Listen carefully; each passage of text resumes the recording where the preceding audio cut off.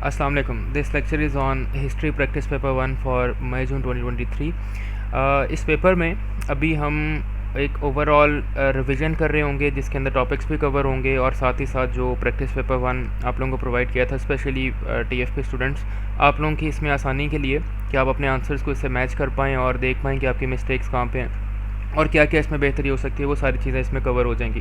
और बाकी जो न्यू व्यूवर्स हैं जिनके पास प्रैक्टिस पेपर नहीं है, ये आप लोगों की स्क्रीन के ऊपर प्रैक्टिस पेपर गिवन है which is based on the future professionals guest for May June 2023। तो आप इसको रेफ़र कर सकते हो, इसको प्रिपेयर कर सकते हो, take it as your last moment preparation और होपफुली इस पेपर में से इंशाल्लाह चीज़ें टेस्ट होंगी और आप लोगों की टॉपिक्स भी एक दफ़ा रिवाइज हो जाएंगे। साथ ही साथ क्विक रिवीजन होगी। ज़ाहिर है we can not go in to excessive detail क्योंकि टाइम शॉर्ट है और इसको हमें कंप्लीट भी करना है। तो फॉर दैट रीज़न कोशिश होगी कि ब्रीफ रहे बट रेलिवेंट बातें इसमें ज़्यादा हो जाएँ। अच्छा, एक दफ़ा पेपर को गो थ्रू कर लेते हैं।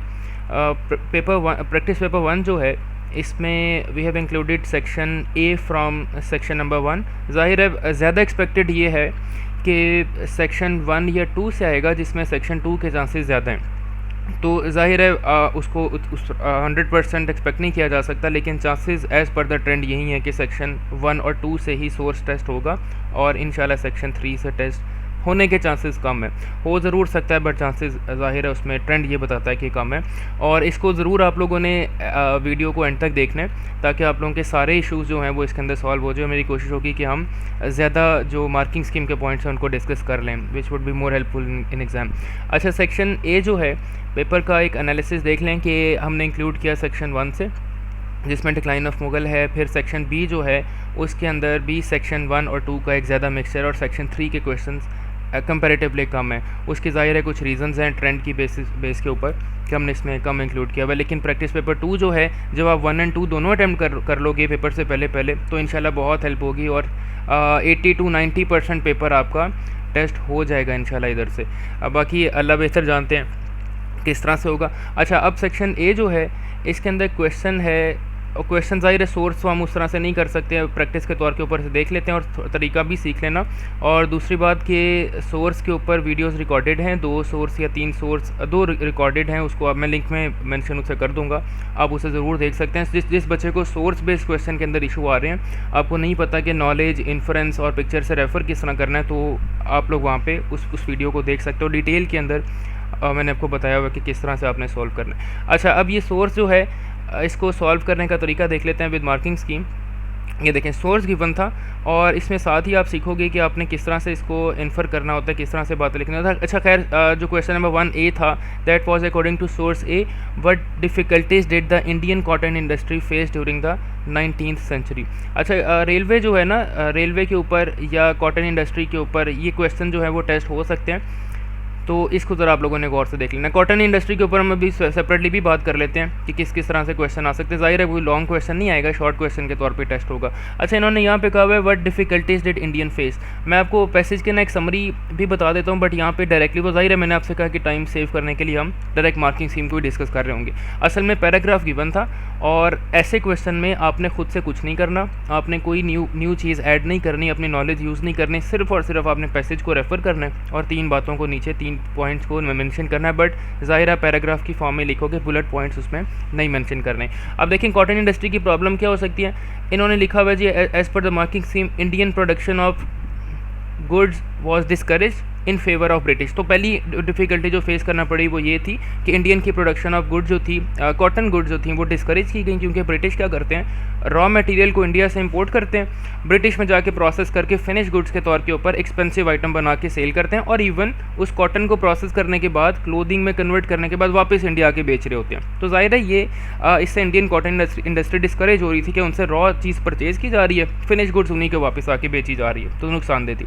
अच्छा, फिर they only allowed to grow raw cotton to supply British looms. अच्छा, इन्होंने कुछ लॉज ऐसे बनाए थे ब्रिटिश ने इंडिया में कि आप सिर्फ रॉ कॉटन को सप्लाई कर सकते हो, ग्रो कर सकते हो, उसके बाद आपने प्रोसेस नहीं करना। प्रोसेस कौन करेगा, ब्रिटिश की इंडस्ट्रीज़ होंगी वो प्रोसेस करेंगे, तो ज़ाहिर है more profits will be retained by the British. Skilled workers had to work in East India company factories. दूसरी बात, जो स्किल्ड इंडियन वर्कर्स थे क्लोथिंग में, टेक्सटाइल इंडस्ट्री में, उनको फोर्सफुल इन्होंने एम्प्लॉय किया हुआ था ईआईसी की फैक्ट्रीज़ में, कि सिर्फ ईस्ट इंडिया कंपनी की फैक्ट्रीज़ में ये ऑपरेट कर रहे होंगे। Then EIC controlled Indian weaving production, cotton से रिलेटेड इंडस्ट्री को ईआईसी कंट्रोल कर रहा था। High tariffs prevented Indian skill and cotton silk and cotton from entering Britain, के टैक्सेस बहुत ज़्यादा थे जिस वजह से इंडियन मर्चेंट्स पर not able to export their cotton products to British. तो जाहिर है ब्रिटिश खुद से इसे कंट्रोल करें। And the no duty on British goods reaching India. फ़र्क देखें ये था कि इंडिया से अगर कोई आपने चीज़ सप्लाई कर रहे हैं तो उसके ऊपर हाई टैरिफ्स होंगे, लेकिन ब्रिटिश से अगर इंपोर्ट करनी है इंडिया के अंदर तो उसके ऊपर कोई ड्यूटी नहीं होगी, कोई टैक्स नहीं होगा, विच शोज़ के ब्रिटेन की जो गुड्स थी, ब्रिटिश की जो गुड्स थी, उनको प्रमोट किया जा रहा है और इंडियन गुड्स को डिस्करेज किया जा रहा है। तो 12 मार्क्स से। और बेटा एक चीज़ सबने याद रखनी है, टाइम मैनेजमेंट का जिस को इशू आता है ना, हिस्ट्री में टाइम मैनेजमेंट का इशू हो जाता होता है, तो आप लोगों ने ख्याल रखना है कि इस वाले पार्ट को आपने तकरीबन 1 मिनट के अंदर ही अटैम्प्ट करना है। इसके ऊपर ज़्यादा सोचने की ज़रूरत है ही नहीं, क्योंकि आपके पास पैसेज ऊपर गिवन है, उसी को देख के आप लोगों ने कर रहे होना है, उसी को देख के नीचे पॉइंट्स मेंशन करना है। तो ज़रूरत नहीं है कि आप इसके ऊपर बहुत ज़्यादा सोचो और इसमें देखो कि क्या क्या हो सकता है, ऐसी ज़रूरत कोई नहीं है, ठीक है। तो इस चीज़ का आप लोगों ने ख्याल रखना है। 1 मिनट के अंदर अंदर इसे किया जा सकता है। इट्स जस्ट कॉपी पेस्ट, कोई एडिशनल डिटेल एक्सप्लेनेशन रिक्वायर्ड नहीं है। अच्छा, द सेकंड पार्ट सेज, अब ये पिक्चर आपके पास गिवन है, हमेशा बेटा एक चीज़ याद रखनी है, सब ने पेपर की टेक्निक बता रहा हूँ, सोर्स की पिक्चर को एनालाइज करने से पहले क्वेश्चन को ज़रूर पढ़ लें, बी पार्ट को ज़रूर पढ़ना है कि इसमें कहा क्या जा रहा है। उसकी वजह ये होगी, जब आप बी पार्ट पहले से पढ़ चुके होगे देन आपके माइंड में क्वेश्चन रहेगा, आप फिर पिक्चर को जब अटैम्प्ट कर रहे हो, आंसर को सॉल्व कर रहे होगे, पिक्चर को एनालाइज कर रहे होगे, तो आपके माइंड में पॉइंट्स ऑलरेडी आ रहे होंगे। Question says, how does source B help us to understand Indian concerns about the building of railways in India during the 19th century. Key point ज़रूर इसमें हाईलाइट कर ले करें ताकि आपको पेपर में आइडिया रहे कि आप किस चीज़ को फोकस करना चाह रहे हैं। तो यहाँ पे इन्होंने कहा है जी, understand Indian concerns about building of railways. तो हमें बिल्डिंग ऑफ रेलवेज के ऊपर इंडियंस के क्या कंसर्न्स थे उसके ऊपर बात करनी है। तो ज़ाहिर है पिक्चर से ही आपको सारे पॉइंट्स एक्सट्रैक्ट करने होंगे। आप देखें पिक्चर में नज़र क्या आ रहा है, आपने ना कुछ बातों को इसमें हाईलाइट करना शुरू कर देना है। मैं कोशिश करता हूँ यहाँ पे साथ साथ मेंशन कर दूँ, लिख दूँ, ताकि आप लोगों को पता रहे कि हम इसमें क्या ढूंढना चाह रहे हैं। अच्छा, अब यहाँ पे हमें क्या नज़र आ रहा है जी, एक यहाँ पे एक्सीडेंट नज़र आ रहा है, सम क्रैश टाइप है, और उसके अलावा जी ये इंजन आपको नज़र आ रहा है, इसका मतलब कि ये मॉडर्नाइज्ड रेलवेज़ है। और फिर आपको ये यहाँ पे ब्रिज नज़र आ रहा है, ब्रिज के साथ आपको यानी ये 2 एरियाज़ को अटैच किया जा रहा है। इसमें एक्सीडेंट है, फिर नीचे ये कुछ लोग खड़े हैं, इनके ऊपर भी बात हो सकती है। एरिया जो है हमें नज़र आ रहा है कि ये शायद कोई फार फ्लंज एरिया हो सकता है यहाँ पे, क्योंकि हमें डेवलपमेंट ग्रीनरी कुछ नज़र नहीं आ रहा, इसके ऊपर बात की जा सकती है। बहरहाल getting back to the answer, हम क्या लिख सकते हैं, देखें एग्जामिनर क्या कहता है। बेटा एक चीज़ याद रखनी है, मैंने आपको वैसे मेंशन कर दिया कि आप इसको जो रिकॉर्डेड वीडियो है उन सोर्स बेस्ड क्वेश्चन उसे ज़रूर देख लें, link will be attached in the description.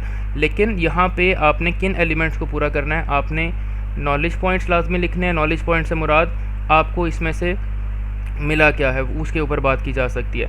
फिर आपने एग्जामिनर कहता है कि आप इसके ऊपर कॉन्टेक्चुअल नॉलेज कौन सी है उसके ऊपर भी बात कर सकते हो। देखें फॉर एग्जांपल एक पिक्चर थी जिसके ऊपर एक बैनर बना था और उस पर लिखा था साइमन गो बैक। अब कॉन्टेक्चुअल नॉलेज क्या हो सकता है कि this event shows the opposition to Simon commission. अब देखें साइमन गो बैक से आपने कॉन्टेक्चुअल नॉलेज बताई है कि साइमन कमीशन के इंट्रोडक्शन के बाद ब्रिटिश जो उसके ऊपर रिएक्ट कर रहे थे, ये उसकी पिक्चर नज़र आ रही है। तो कॉन्टेक्चुअल नॉलेज से मुराद कि उस पिक्चर से आपके कॉन्सेप्ट्स कौन से हैं, किसको रेफ़र किया जा सकता है। इसी तरह एक पिक्चर है, आप सब अगर पास्ट पेपर कर चुके हो रिकॉल कर सकते हो, एक पिक्चर है जिसमें एक रोड नज़र आ रही है, आई बिलीव नवंबर 19 है शायद या नवंबर 17 है, जॉन बुल के नाम से वो लिखा हुआ है। एक कार जा रही है, इंडियन है, और ब्रिटिश उसको स्टेयर कर रहा है, कंट्रोल कर रहा है कार को, बम्पी रोड नज़र आ रही है। तो हम उसमें देखें कह सकते हैं ना कि राउंड टेबल कॉन्फ्रेंस की बात हो रही है या नेगोशिएशंस की, जो जिस तरह से जहाँ पे चीज़ें रेफ़र की जा सकती हैं, कॉन्टेक्चुअल नॉलेज को यूज़ करना है। Lastly the most important element is inference. देखें इन्फरेंस का मतलब होता है अगर आप बता रहे हो ना कि यहाँ पे रेलवे का एक्सीडेंट नज़र आ रहा है, that is your knowledge point. Infer कैसे करना है, आप अगर साथ लिख दो this shows that railways was dangerous for Indians, तो ये आपने इन्फ्रेंस कर दी। इन्फ्रेंस का मतलब होता है कंक्लूजन आप क्या निकाल पा रहे हो,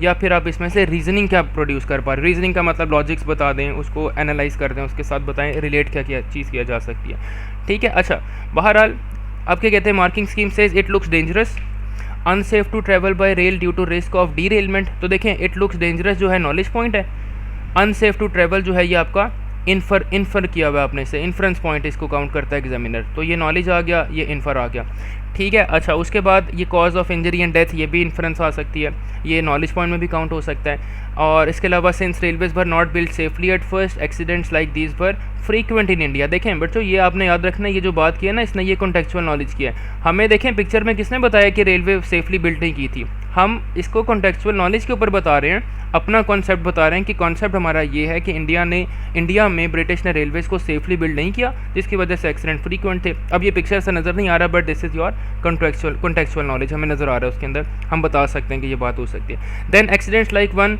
shown in the source made some people fear that railways were dangerous, ठीक है। अच्छा, एक्सीडेंट लिखना ये आपका नॉलेज पॉइंट है, और इसके साथ जो आपने लिखा है ना सम पीपल फियर दैट, ये आपका इन्फरेंस पॉइंट, आपने इन्फर किया है। तो आई होप कि आपको यहाँ तक क्लियर हो गया होगा कि हमने किस तरह से पिक्चर को एनालाइज करना है। बेटा एक सब स्टूडेंट्स एक बात याद रखें, आपके 8 आउट ऑफ 8 मार्क्स इस पार्ट में स्कोर होने चाहिए हर सूरत। अच्छे मार्क्स हैं, सिग्निफिकेंट मार्क्स हैं, ग्रेट डिसाइडिंग पॉइंट्स हो सकते हैं, तो इसमें कोई लूप होल नहीं छोड़ना, कंप्लीटली आपके ऊपर है, क्योंकि ये अनसीन आना है, आपकी प्रैक्टिस है, आपकी नॉलेज, ये मैंने जो बातें सिखा दी ना, आप अगर इनको यूज़ कर लें तो आपके मार्क्स यहाँ पर सिक्योर हो सकते हैं। अच्छा जी, नेक्स्ट पार्ट के ऊपर चलते हैं। इसको बेटा सबने ज़रा डिटेल में समझना है, और डिस्ट्रैक्शन आपकी फ़िलहाल कोई नहीं होनी चाहिए, सिर्फ इसके ऊपर फोकस होना चाहिए। Explain why the introduction of railways was opposed by Indians. अब देखें, मैं आपको ना दो तरीक़ों, एक ही क्वेश्चन से दो अलग अलग क्वेश्चन सॉल्व करवाने लगूँ। 7 मार्क का क्वेश्चन है, हमारे प्रैक्टिस पेपर में एज अ न्यू क्वेश्चन भी इंक्लूडेड है कि एक्सपेक्टेड है, आ सकता है, लेकिन अगर नहीं आया तो रेलवेज़ के ऊपर दूसरा क्वेश्चन भी टेस्ट हो सकता है, दोनों को इकट्ठा देख लेते हैं। अब हम पूछ रहे हैं कि अपोज क्यों किया इंडियंस ने। बेटा एक चीज़ का ख्याल रखना है, अच्छा इसके अगर हम टाइम मैनेजमेंट की बात कर लें, आपने सबसे पहले तो टाइम मैनेजमेंट को फोकस करना है। 7 मार्क आपका एटलीस्ट 5 मिनट्स के अंदर कवर हो जाना चाहिए, इससे ज़्यादा आपने टाइम नहीं लगाना। पैटर्न क्या रखेंगे, आप 5 मिनट्स के लिए मिनट्स के अंदर 3 पैराग्राफ्स के ऊपर बात करेंगे, 3 पैराग्राफ्स में अलग अलग रीजंस होनी चाहिए, तो 5 मिनट इसके ऊपर टोटल स्पेंड करने, बहुत ज़्यादा हो जाए तो 6 मिनट स्पेंड करने हैं, उसके बाद आपने ज़्यादा देर इसमें नहीं लगानी। अब अपोजिशन की बात करता है ना अगर, तो कोई बच्चा फिलर पॉइंट के तौर पे, इंट्रो के तौर के ऊपर कोई आपने पैराग्राफ नहीं बिल्ड करना, ना रिक्वायरमेंट है, ना ही एग्जामिनर उसको एक्सेप्ट करेगा, बिकॉज 7 मार्क में आपने सिर्फ टू द पॉइंट बात करनी है, कोई एक्स्ट्रा डिटेल, कोई एक्स्ट्रा बात नहीं करनी, सिर्फ क्वेश्चन एड्रेस होना चाहिए, सोल्यूशन उसका क्वेश्चन से मैच होना चाहिए। ओपोजिशन की बात है, ओपोजिशन लिखोगे, रीज़न। अच्छा अब देखें, हम बता रहे हैं कि इंडिया में क्यों अपोज़ किया लोगों ने। पहली बात कि आपने जो ऊपर पिक्चर देखी है ना, आपको यहीं से एक पैराग्राफ पूरा हो जाना चाहिए था कि अपोज़ क्यों किया। हमें अपोज़ इसलिए किया होगा क्योंकि इससे इंजरीज़ हो रही हैं, इससे डेथ्स हो रही हैं, पीपल वर मोर फेयरफुल, और लोगों को इसमें ट्रैवल करना सेफ़ नहीं लगता। तो देखें एक पैराग्राफ में कितनी सारी बातें होगी, तो आप फर्स्ट पैराग्राफ बना सकते हो। मैं इसको साइड पर एक स्ट्रक्चर के तौर के ऊपर मैंशन कर देता हूँ कि आपने किस तरह से इसकी पैराग्राफिंग करनी है। तो P1 कुड बी ऑन, मैं इसको की पॉइंट के तौर पे लिख रहा हूँ एक्सीडेंट्स। आप एक्सीडेंट्स को रेफ़र करें, आप इसके साथ डेवलपमेंट पॉइंट के तौर के ऊपर लिंक करें कि इन एक्सीडेंट्स की वजह से दे वर अनसेफ टू ट्रेवल, और फिर क्या हो रहा था, इसकी वजह से डेथ्स हो रही थी, इंजरीज़ हो रही थी। अब राइटिंग बस थोड़ी देख लो आप लोग किस तरह से, लेकिन मैं बोल रहा हूँ तो आप लोगों को साथ साथ, या बेशक नोट्स बना लें, माइंड मैप्स बना लें, कुछ भी कर लें, बट समझ लें इसको। अच्छा, और हम क्या कर सकते हैं, हम एक्सीडेंट्स के साथ डेथ्स हो गई हैं, इंजरीज़ हो गई हैं, अनसेफ था, और उसके अलावा हम इसको मेंशन भी कर सकते हैं कि क्योंकि उस टाइम पे rescue facilities were not so advance, तो ऐसे एक्सीडेंट्स में लोगों को सेव करना, प्रोटेक्ट करना बहुत डिफ़िकल्ट था। और लास्ट अब देखें पैराग्राफ 1 है ना एक्सीडेंट्स के ऊपर, कितने अच्छे डेवलपमेंट पॉइंट्स के साथ आप पैराग्राफ पूरा कर सकते हो। आप लिख लेना इंडियंस वर मोर फेयरफुल, ये fearful about this transportation method, ये पैराग्राफ 1 हो गया।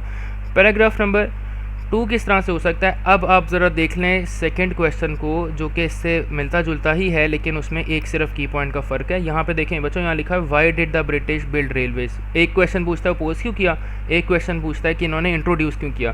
अब मैं आपको इंट्रोडक्शन से ही बता रहा हूँ अपोजिशन के पॉइंट कैसे होंगे, क्योंकि ब्रिटिश की साइड है ना इंट्रोडक्शन में, तो जाहिर है हम अपोजिशन ईजिली उसमें से एक्सट्रैक्ट कर सकते हैं। अब देखें इंट्रोड्यूस ब्रिटिश ने क्यों किया रेलवे को। पहली बात थी कि easily cheaply to ports for export के, उनकी transportation of goods throughout India sell करना, उसको ट्रांसपोर्ट करना, रॉ मटेरियल की ट्रांसपोर्ट करना, बल्कि गुड्स को ट्रांसपोर्ट करना, इस चीज़ को सपोर्ट करने के लिए, फैसिलिटेट करने के लिए अपने ट्रेड को ब्रिटिश ने रेलवे इंट्रोड्यूस की। अब देखो पैराग्राफ 2 कितने आराम से बना सकते हो। अगर ब्रिटिश ने अपने ट्रेडिंग इंटरेस्ट को प्रोटेक्ट करने के लिए रेलवेज इंट्रोड्यूस की थी तो what was the benefit for Indians in it? कोई बेनिफिट नहीं था। इसका मतलब कि इंडियंस ब्रिटिश की जब ट्रेडिंग इन्हांस हो जाएगी तो जाहिर आपके पास ओपोजिशन का पॉइंट आ गया कि इसकी वजह से इंडियंस जो हैं उनकी ट्रेडिंग स्टॉप हो जाएगी, उनकी ट्रेडिंग ख़राब होगी, उनकी इनकम लेवल, उनकी जो ट्रेडिंग इंटरेस्ट थे, मर्चेंडाइज थे, वो उतने ज़्यादा बेहतर तरीके से नहीं कर पाएंगे उसका बिज़नेस। तो ये हमने उसका एक रीज़न का अपोजिशन पॉइंट बनाया। तो हम कह सकते हैं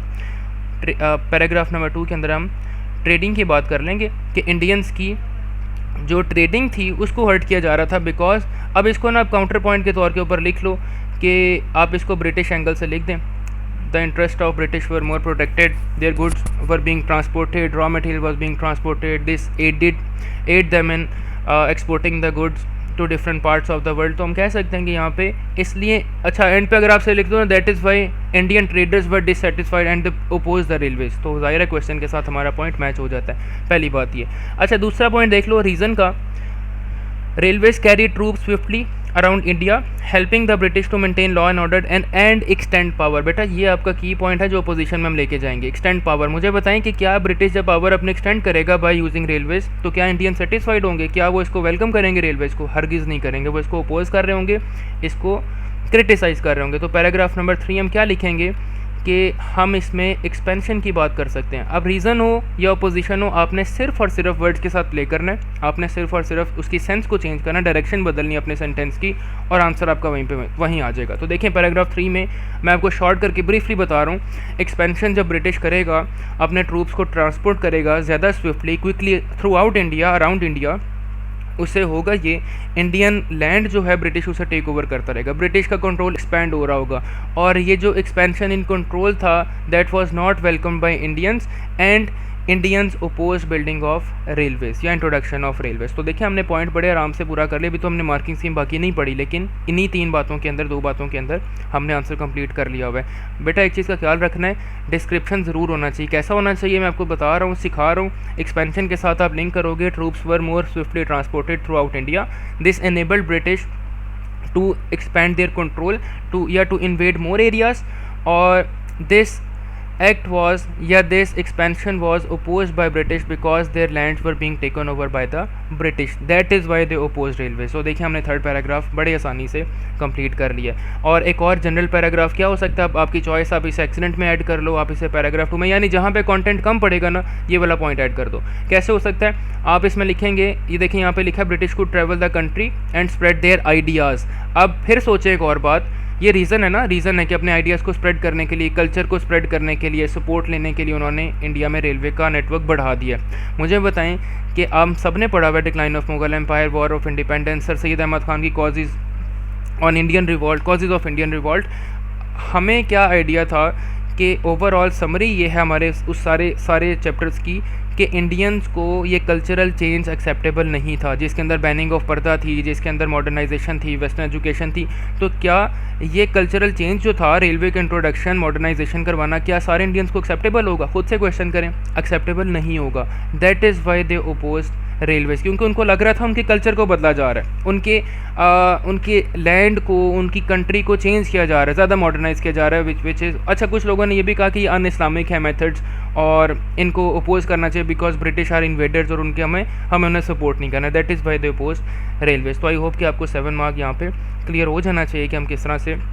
अच्छा रीजंस की बात आएगी, लास्ट पॉइंट डिस्कस कर लेते हैं। In times of famine food could be transported quickly. ये ना रीजंस में आप पॉजिटिव बातें ज़्यादा लिख रहे होगे कि एक उसमें नेगेटिव होगी जो कि होगी ब्रिटिश के ट्रूप्स की मूवमेंट, और बाकी जो है वो आप पॉजिटिव कर सकते हो कि इंडिया में कल्चरल चेंज लाने के लिए, उनको मॉडर्नाइजेशन प्रोवाइड करने के लिए और कुछ लोगों की सपोर्ट लेने के लिए ब्रिटिश ने रेलवेज इंट्रोड्यूस किया। और देखें लास्ट पॉइंट क्या कहता है, to win support of Indians who found them useful for travel as families were able to travel to visit relatives in other parts of India. जाहिर है सारा ही रिएक्शन नेगेटिव नहीं हो सकता, सारा ही रिएक्शन पॉजिटिव नहीं हो सकता। दोनों व्यूज़ थे उस टाइम के ऊपर, कुछ लोगों ने इसको एक्सेप्ट भी किया, वेलकम भी किया, कुछ लोगों ने इसको अपोज भी किया। तो जब रीजंस वाला क्वेश्चन आएगा, कीप इन माइंड कि आपको रीजंस वाले में ज़्यादा बातें पॉजिटिव करनी है, एक बात न्यूट्रल होगी जो कि मूवमेंट ऑफ ट्रूप्स है। जब आएगा ओपोजिशन वाला, सारी बातें आपने ओपोजिशन में करनी है। अगर आप रीज़न की बात भी कोई लिखते हो then you must relate it to the opposition, आपको पता होना चाहिए एंड पे उसने ओपोज क्यों किया। तो we are done with part सी।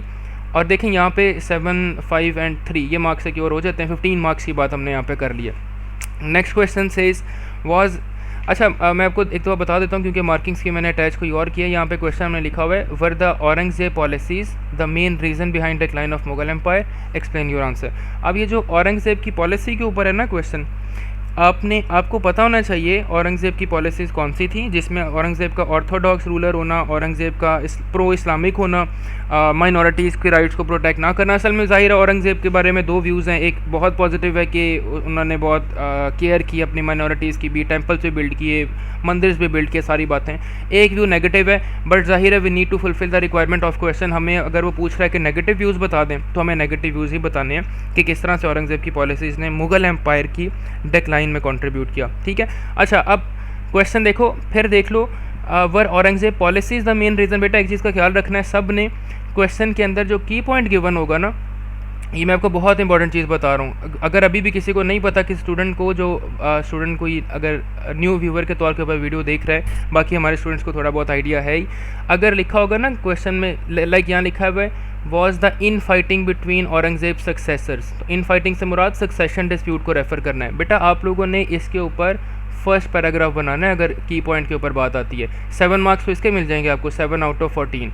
ठीक है, अच्छा अगर ये नहीं लिखा होता, जैसे हमारे उसमें प्रैक्टिस पेपर में लिखा हुआ है वर द औरंगजेब पॉलिसीज़, तो आप औरंगजेब की पॉलिसीज़ के ऊपर फर्स्ट पैराग्राफ बनाएंगे, उसके बाद अदर रीजंस के ऊपर बाकी बातें करेंगे। तो इन शॉर्ट जो फैक्टर क्वेश्चन में लिखा होगा, बेशक सेक्शन 1 से हो, 2 से हो, मॉरलिमेंट और रिफॉर्म हो, 40 से 47 हो, जो फैक्टर क्वेश्चन में लिखा होगा हमेशा उसके ऊपर फर्स्ट पैराग्राफ बनाना है। उसके मार्क्स ज़्यादा हैं, 50% वेटेज सिर्फ उस पार्ट की है। तो हम अगर, अच्छा हमारा क्वेश्चन कहता था औरंगज़ेब की पॉलिसीज़ पे बात करें। ठीक है, हम औरंगज़ेब की पॉलिसीज़ पे, क्योंकि ज़ाहिर है यहाँ मैंने मार्किंग स्कीम अटैच करनी थी, वो एक न्यू क्वेश्चन के तौर के ऊपर है, तो हम औरंगज़ेब की पॉलिसीज़ को देख लेते हैं कौन कौन सी हो सकती हैं। देखें बच्चों एक चीज़ याद रखें, जब आप पॉलिसीज़ को एक्सप्लेन करोगे ना, आपने सिर्फ पॉलिसीज़ को एलेबोरेट नहीं करना, आपने पॉलिसीज़ के साथ उसकी ओपोजिशन बतानी है। क्योंकि देखें जब ओपोजिशन होगी नहीं तो फिर एम्पायर डिक्लाइन क्यों करेगी, ये सिंपल सा क्वेश्चन है ना। तो एग्जामिनर वांट्स टू नो कि आप उसे बताओ कि ये वाली पॉलिसी थी, फॉर एग्जांपल बैनिंग ऑफ सती, तो उसकी वजह से हिंदूज जो थे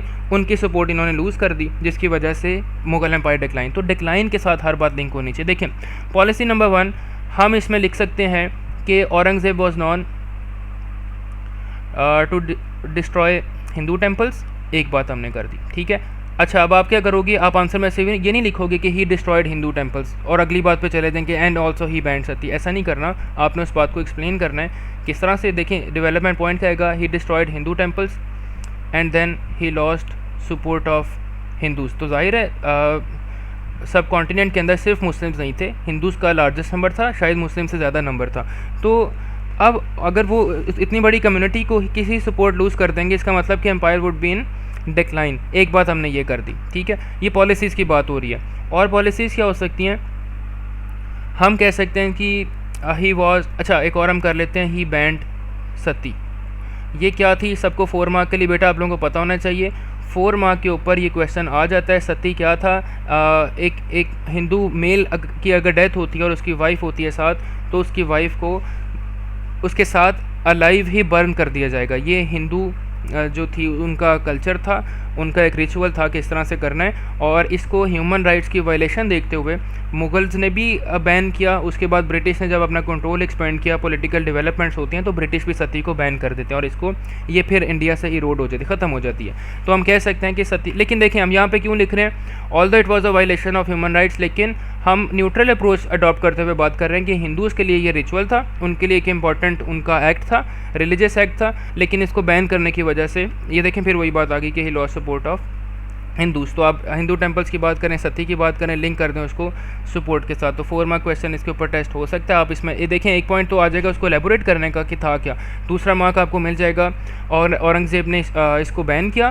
थर्ड मार्क आपको मिलेगा कि later on after getting politically establish British also banned sati. और फोर्थ पॉइंट आपका होगा कि Hindus oppose both Mughal rulers and British on this के जब उन्होंने बैन किया तो उसको अपोज किया हिंदूज ने। तो देखें 4 मार्क्स इसके यहाँ पे पूरे हो जाते हैं, क्योंकि ये इंटरवेंशन थी in the Hindu religion from Aurangzeb, Mughal rulers and from British. अच्छा, एक और बात क्या हो सकती है, आप इसके अलावा बहुत इंपॉर्टेंट पॉइंट लिख सकते हो जो है जीजिया टैक्स। बेटा जीजिया टैक्स के ऊपर पास्ट पेपर में 7 मार्क के क्वेश्चन भी हैं। Why jizya tax was hated by Hindus, इसके ऊपर एक सेपरेट क्वेश्चन भी है।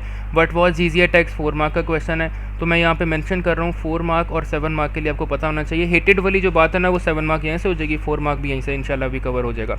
अब देखें जीजिया टैक्स को हेट क्यों किया, हम उसके ऊपर बात कर सकते हैं और उसके ऊपर पॉइंट्स किस तरह से आ सकते हैं हम पहले बताएंगे। देखें बच्चों, जब आप लोग डेवलपमेंट करते हैं ना, पॉइंट की एक्सप्लेन करते हैं, तो सबसे पहले आपने वर्ड को आंसर करना होता है कि ये था क्या। पहले आप उसे पर्टिकुलरली फॉर 14 मार्क जहाँ पे आपको इश्यूज आते हैं ना जिस स्टूडेंट को कि डेवलपमेंट नहीं होती, एक्सप्लेनेशन नहीं होती, वहाँ पे आप सबसे पहले बताएंगे व्हाट वाज जीजिया टैक्स। तो आप इसे बताएंगे इट वाज टैक्स इम्पोज्ड इन 1679 और 1679 में यानी ये स्टार्ट होता है। और फिर ये था क्या, अप्लाइड ऑन नॉन मुस्लिम्स और non Muslims were forced to pay taxes to the Muslim empire, क्योंकि मुगल्स वर मुस्लिम्स तो उनको नॉन मुस्लिम से टैक्स कलेक्ट करने थे। इस तरह से आपने एक डिस्क्रिप्शन लिखा। उसके बाद आप देखें साथ ही इंट्रोडक्शन में इसमें लिख देंगे ना कि 1679 के अंदर इसको इंट्रोड्यूस किया गया था। और उसके बाद अब जो ये जीजिया टैक्स था वो पे किसे करना पड़ता है, वो तमाम non Muslims in the sub continent को पे करना पड़ता है। और मोस्ट अफेक्टेड कम्युनिटी वर हिंदूज़ के ऊपर ज़्यादा इंपैक्ट था बिकॉज वो नंबर में भी ज़्यादा थे और उनसे टैक्स की कलेक्शन हो रही थी। एक और बात आप क्या कर सकते हो, इस टैक्स का जो रेट था ना वो हाई था, बाकी सारे टैक्सेस से जीजिया टैक्स का रेट बहुत हाई था। और उसके बाद इवन ये जो हाई टैक्स था ना जीजिया, ये इसकी अमाउंट या इसका रेट ज़कात टैक्स से भी ज़्यादा था, यानी ज़कात के टैक्स कम थे और जीजिया टैक्स की जो अमाउंट थी वो ज़्यादा थी। अब इसके ऊपर ज़ाहिर है एक डिस्पैरिटी बिल्ड होती है हिंदूज़ और मुस्लिम कम्युनिटी में। हिंदूज़ जो हैं वो इसको अपोज करते हैं कि आपने इतना तो टैक्स मुस्लिम के ऊपर अप्लाई नहीं किया, मुस्लिम्स आर गेटिंग फेवर्स, और हिंदूज़ के ऊपर आपने जीजिया टैक्स लगा के उनसे कलेक्शन स्टार्ट कर दी। और फिर अब देखें डेवलपमेंट पॉइंट्स बहुत सारे हैं, 7 मार्क भी आपका यहीं से पूरा हो जाएगा। और क्या होता है कि जीजिया टैक्स को क्यों कलेक्ट किया जाता है, क्यों इकट्ठा किया जाता है, टू सपोर्ट मिलिट्री।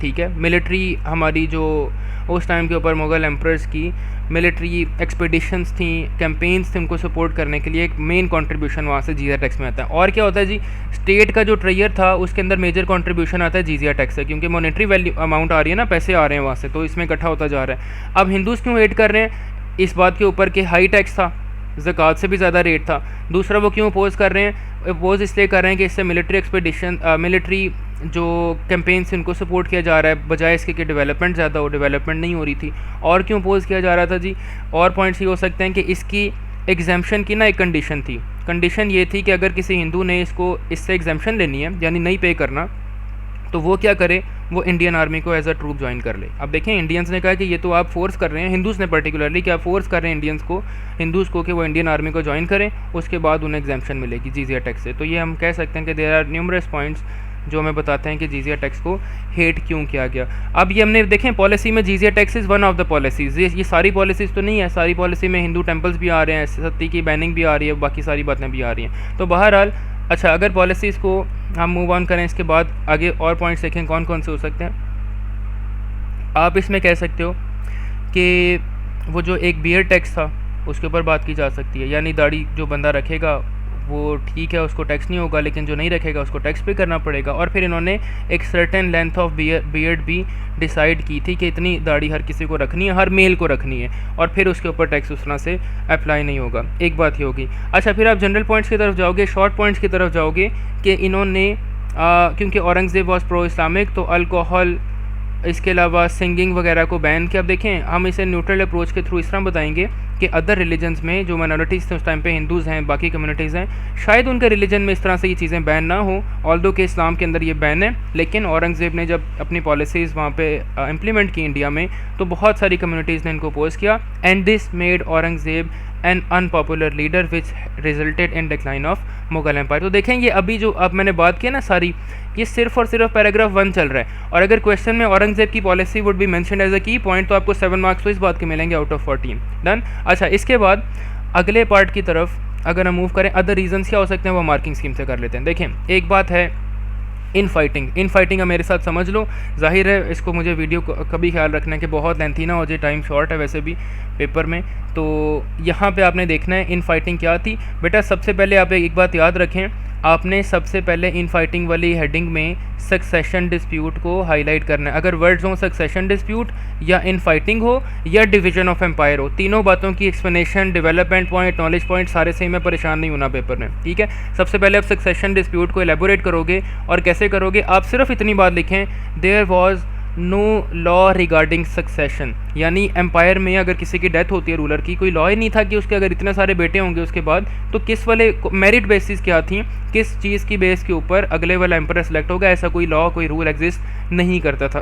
तो नो लॉ लिख लें, no rule regarding succession of empire लिख लें, डेवलपमेंट हो जाएगी, ठीक है। अच्छा उसके बाद आप क्या करेंगे, ये देखें यहाँ पे लिखा हुआ है जी, इसकी वजह से एम्पायर इंस्टेबल भी होती है, डाउनफॉल ऑफ मुगल एम्पायर भी इसका इसका रिजल्ट बन जाता है। और फिर आप क्या लिखेंगे, अब देखें मार्किंग स्कीम में भी सारी बातें नहीं की हुई, आप इसके अंदर division of empire by Aurangzeb लाजमी लिखोगे। औरंगजेब ने अपने सन्स में एम्पायर को डिवाइड किया कि शायद इससे एफिशिएंसी आ जाए, इसकी वजह से जो है हम अवॉइड कर लें मेजर वॉर्स को। But Aurangzeb was not right, क्योंकि लेटर ऑन औरंगजेब की डेथ के बाद से his sons got engage into the fightings in the wars, और जो वॉर्स थी उसमें आर्मी जो यूज़ हो रही है वो मुगल आर्मी है। मुगल आर्मी पब्लिक के टैक्स के पैसों के ऊपर चल रही है, और अब पब्लिक का टैक्स यानी आप समझ लें कि लोग टैक्स पे करते हैं मिलिट्री को की एडवांसमेंट के लिए, और मिलिट्री में वो जो मुगल रूलर्स है वो आपस में एक दूसरे से फाइट कर रहे हैं। तो जाहिर है that had resulted in decline of Mughal empire, because जो मनी थी, जो फंड्स थे वो प्रॉपरली यूज़ नहीं हो रहे, वो तो इन फाइटिंग के ऊपर यूज़ हो रहे हैं। तो इन फाइटिंग से मुराद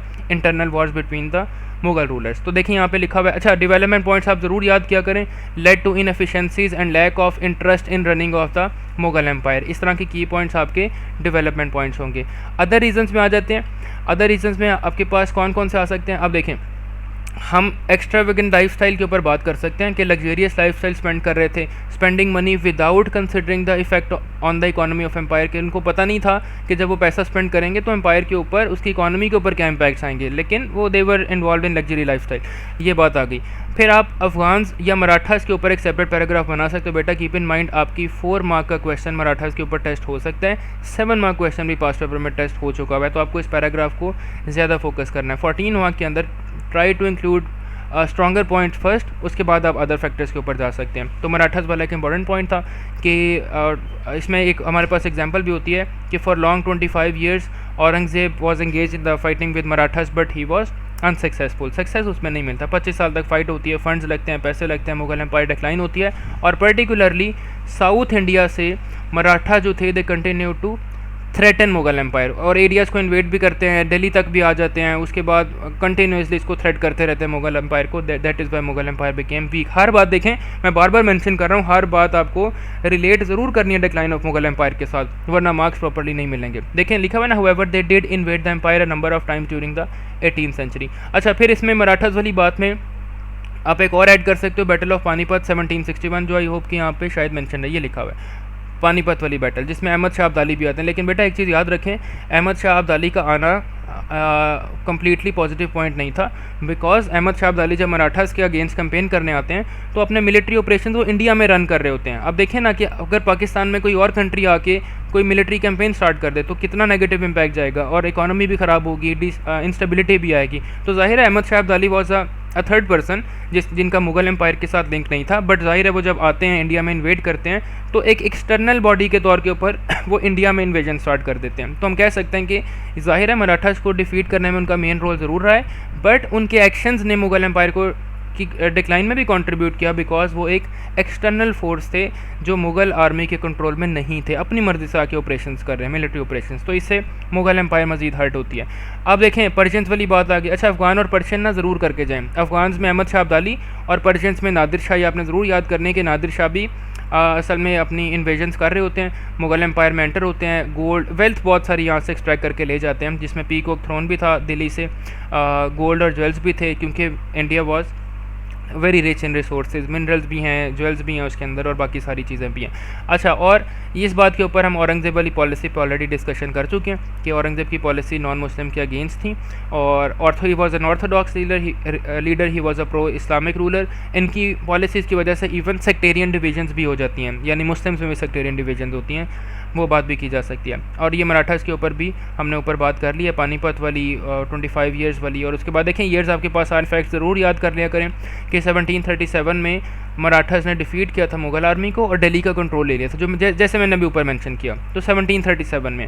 फिर 1760 तक they were most powerful group in India and the Mughals were unable to limit their expansion, this had resulted in decline of Mughal empire. और लास्टली, अच्छा जो ब्रिटिश एक्सपेंशन है ना, इसके ऊपर ज़्यादा डिटेल बनाई जा सकती है आसानी से, और इसके साथ कंक्लूजन भी अच्छा हो सकता है, कंक्लूजन को यानी सपोर्ट किया जा सकता है। तो आप ब्रिटिश एक्सपेंशन के ऊपर बात कर सकते हैं कि 1612 में अपने हेडक्वार्टर्स बॉम्बे में सेटअप करने के बाद, या 1608 में इंडिया में आने के बाद, British continue to expand, EIC continue to take control, they were engage in battles like battle of Plassey है 1757 है, बैटल ऑफ बक्सर 1764 है।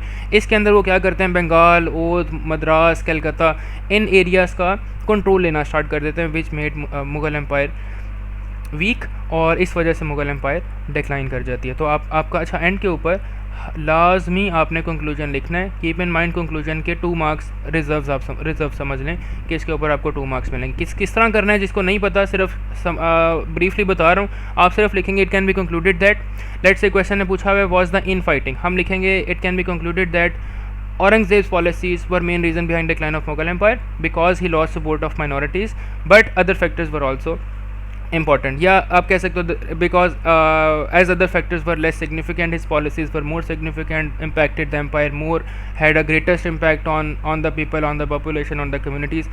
इस तरह की बात करके आपने कंक्लूड करना है। बट बेटा याद रखें, कंक्लूजन में स्ट्रॉन्ग आर्गूमेंट होना चाहिए, आपका क्लैरिटी वहाँ पे होनी चाहिए कि आप एक फैक्टर को सपोर्ट कर रहे हैं, बता रहे हैं कि नहीं भाई या तो इन फाइटिंग ज़्यादा इंपॉर्टेंट था, या आप कह दो नहीं ये इंपॉर्टेंट नहीं था, इसके अलावा मराठास वो ज़्यादा इंपॉर्टेंट थे, या औरंगज़ेब की पॉलिसी इंपॉर्टेंट थी, या external wars including Nadir Shah, Ahmad Shah Abdali ये इंपॉर्टेंट थे, बट आंसर में लिखा ज़रूर होना चाहिए। तो ये हमारी बात हो गई क्वेश्चन नंबर 1 के ऊपर। अब देखें ये 25 मार्क्स की बात है, इसमें कोई डिफ़िकल्टी नहीं है फ़िलहाल। आप नोट्स को रेफ़र करें, आप कंटेंट को देखें और चीज़ों को एनालाइज़ करना सीखें, एनालिटिकल अप्रोच से जाएँ। मैं आपको बता रहा हूँ, सिर्फ एक शॉर्टकट अगर आप अडॉप्ट कर लो ना, एक हैक सीख लो, क्वेश्चन की बात के साथ रेलेवेंसी बनाना सीख लें, इंशाल्लाह आपका पेपर अच्छा हो जाएगा। आंसर को रेलेवेंट बनाना सीख लें। हम देखें, अगर मैं लिखता जाऊँ ना, Marathas were guerrilla fighters, they were the followers of Shivaji, they were very powerful, इस बात में कहाँ नज़र आ रहा है कि मुगल एम्पायर डिक्लाइन हो रही है? कहीं नहीं नज़र आ रहा। आपने उसको बताना है कि they were powerful, they threaten Mughal empire, Mughals were unsuccessful in defeating them. For example, Aurangzeb fought with them for long 25 years, but they continued to grow and they were undefeated and became so powerful in 1760. That is why Mughal Empire declined. तो देखें अब मेरी बात shift हो रही है Mughal empire के decline की तरफ। ये बात आपने आंसर में ज़रूर करनी है, जो आप बताना चाह रहे हैं ना उसको क्लियरली बताना है एग्जामिनर को, ताकि डाउट ना रहे। अच्छा, moving on to the next part, section B. Section B में question number 2A says what was Aligarh movement. अच्छा, अलीगढ़ मूवमेंट ना या तो सेपरेटली इस तरह में टेस्ट होगा, या फिर सर सैयद अहमद खान की कंट्रीब्यूशन में भी जाहिर है अगर 7 मार्क भी हो तो अलीगढ़ मूवमेंट के ऊपर ज़्यादा बात होती है। 14 मार्क को उसमें भी अलीगढ़ मूवमेंट के एम्स को ही हम असल में एक्सप्लेन कर रहे होते हैं। अब अलीगढ़ मूवमेंट थी क्या, आपको इसके ऊपर 4 पॉइंट्स चाहिए। टू मेक इट शॉर्ट मैं इसको ब्रीफली बता देता हूँ कि इसके ऊपर हम किस तरह से बात कर सकते हैं। सबसे पहले बेटा आप लोग लिखेंगे it was introduced by sir Syed Ahmad Khan, started by या founded by sir Syed Ahmad Khan. आपने एज्यूम नहीं करना कि एग्जामिनर को पता है कि ये सर सैयद अहमद खान ने स्टार्ट किया। अगर नहीं लिखा हुआ क्वेश्चन में तो आप उसे लिख के बताएंगे। 4 मार्क है ना, तो ज़ाहिर आप बताएंगे। अच्छा, 1 मार्क तो आपको इस बात का मिल जाएगा। फिर आप क्या बताएंगे इसमें, आप इसमें उनके एम्स बताएंगे। एम्स क्या थे? टू इम्प्रूव रिलेशंस, किसके relations? British and Muslims of the सब कॉन्टिनेंट, इम्प्रूव रिलेशंस। उसके बाद आप 3rd पॉइंट बताओगे, ये जो अलीगढ़ मूवमेंट है ना, ये आफ्टर वॉर ऑफ इंडिपेंडेंस है, क्योंकि वॉर ऑफ इंडिपेंडेंस के बाद जो मुस्लिम्स को ट्रबल्स फेस करना पड़ी थी as a consequence of war of independence, क्योंकि ब्रिटिश का हार्श ट्रीटमेंट था इनके साथ, ब्रिटिश उनको ब्लेम कर रहे थे कि Muslims are to be responsible for the war of independence, जबकि इन रियलिटी ऐसा नहीं था। तो आप बताएंगे कि सर सैयद अहमद खान का ये काम स्टार्ट होता है आफ्टर वॉर ऑफ इंडिपेंडेंस, ताकि वो रिलेशंस को इम्प्रूव कर लें। इसके अलावा क्या बात हो सकती है? इसके अलावा आप लिखेंगे कि अलीगढ़ मूवमेंट के एम्स के अंदर ही ये बात इंक्लूडेड थी कि मुस्लिम्स की पॉलिटिकल एडवांसमेंट होनी चाहिए। ठीक है, हमने पॉलिटिकल एडवांसमेंट के ऊपर बात करनी है। देखें पॉइंट्स बहुत सारे हैं, और आप क्या कर सकते हैं, पॉलिटिकल एडवांसमेंट के साथ साथ ही encourage Muslims to get western education. अब मैं आपको एक चीज़ बता रहा हूँ कि अगर 7 मार्क क्वेश्चन आएगा ना, आपने क्या करना है, इस बात को ज़रा सीख लें। अगर 7 मार्क होगा ऑन अलीगढ़ मूवमेंट या एम्स, अच्छा दो बातें, एक क्वेश्चन है why sir Syed Ahmad Khan founded Aligarh movement, एक है what were the aims of Aligarh movement. असल में आंसर सेम है, जिस तरह मैंने आपको रेलवे वाला करवाया ना, रीजंस हैं और अपोजिशन है, ऑलमोस्ट सेम है, सिर्फ सेंटेंस बदलने, इसका आंसर भी सेम है। आपने 3 बातें हर सूरत बेटा याद रखनी, इसको रटा लगाएं, इसको याद कर लें।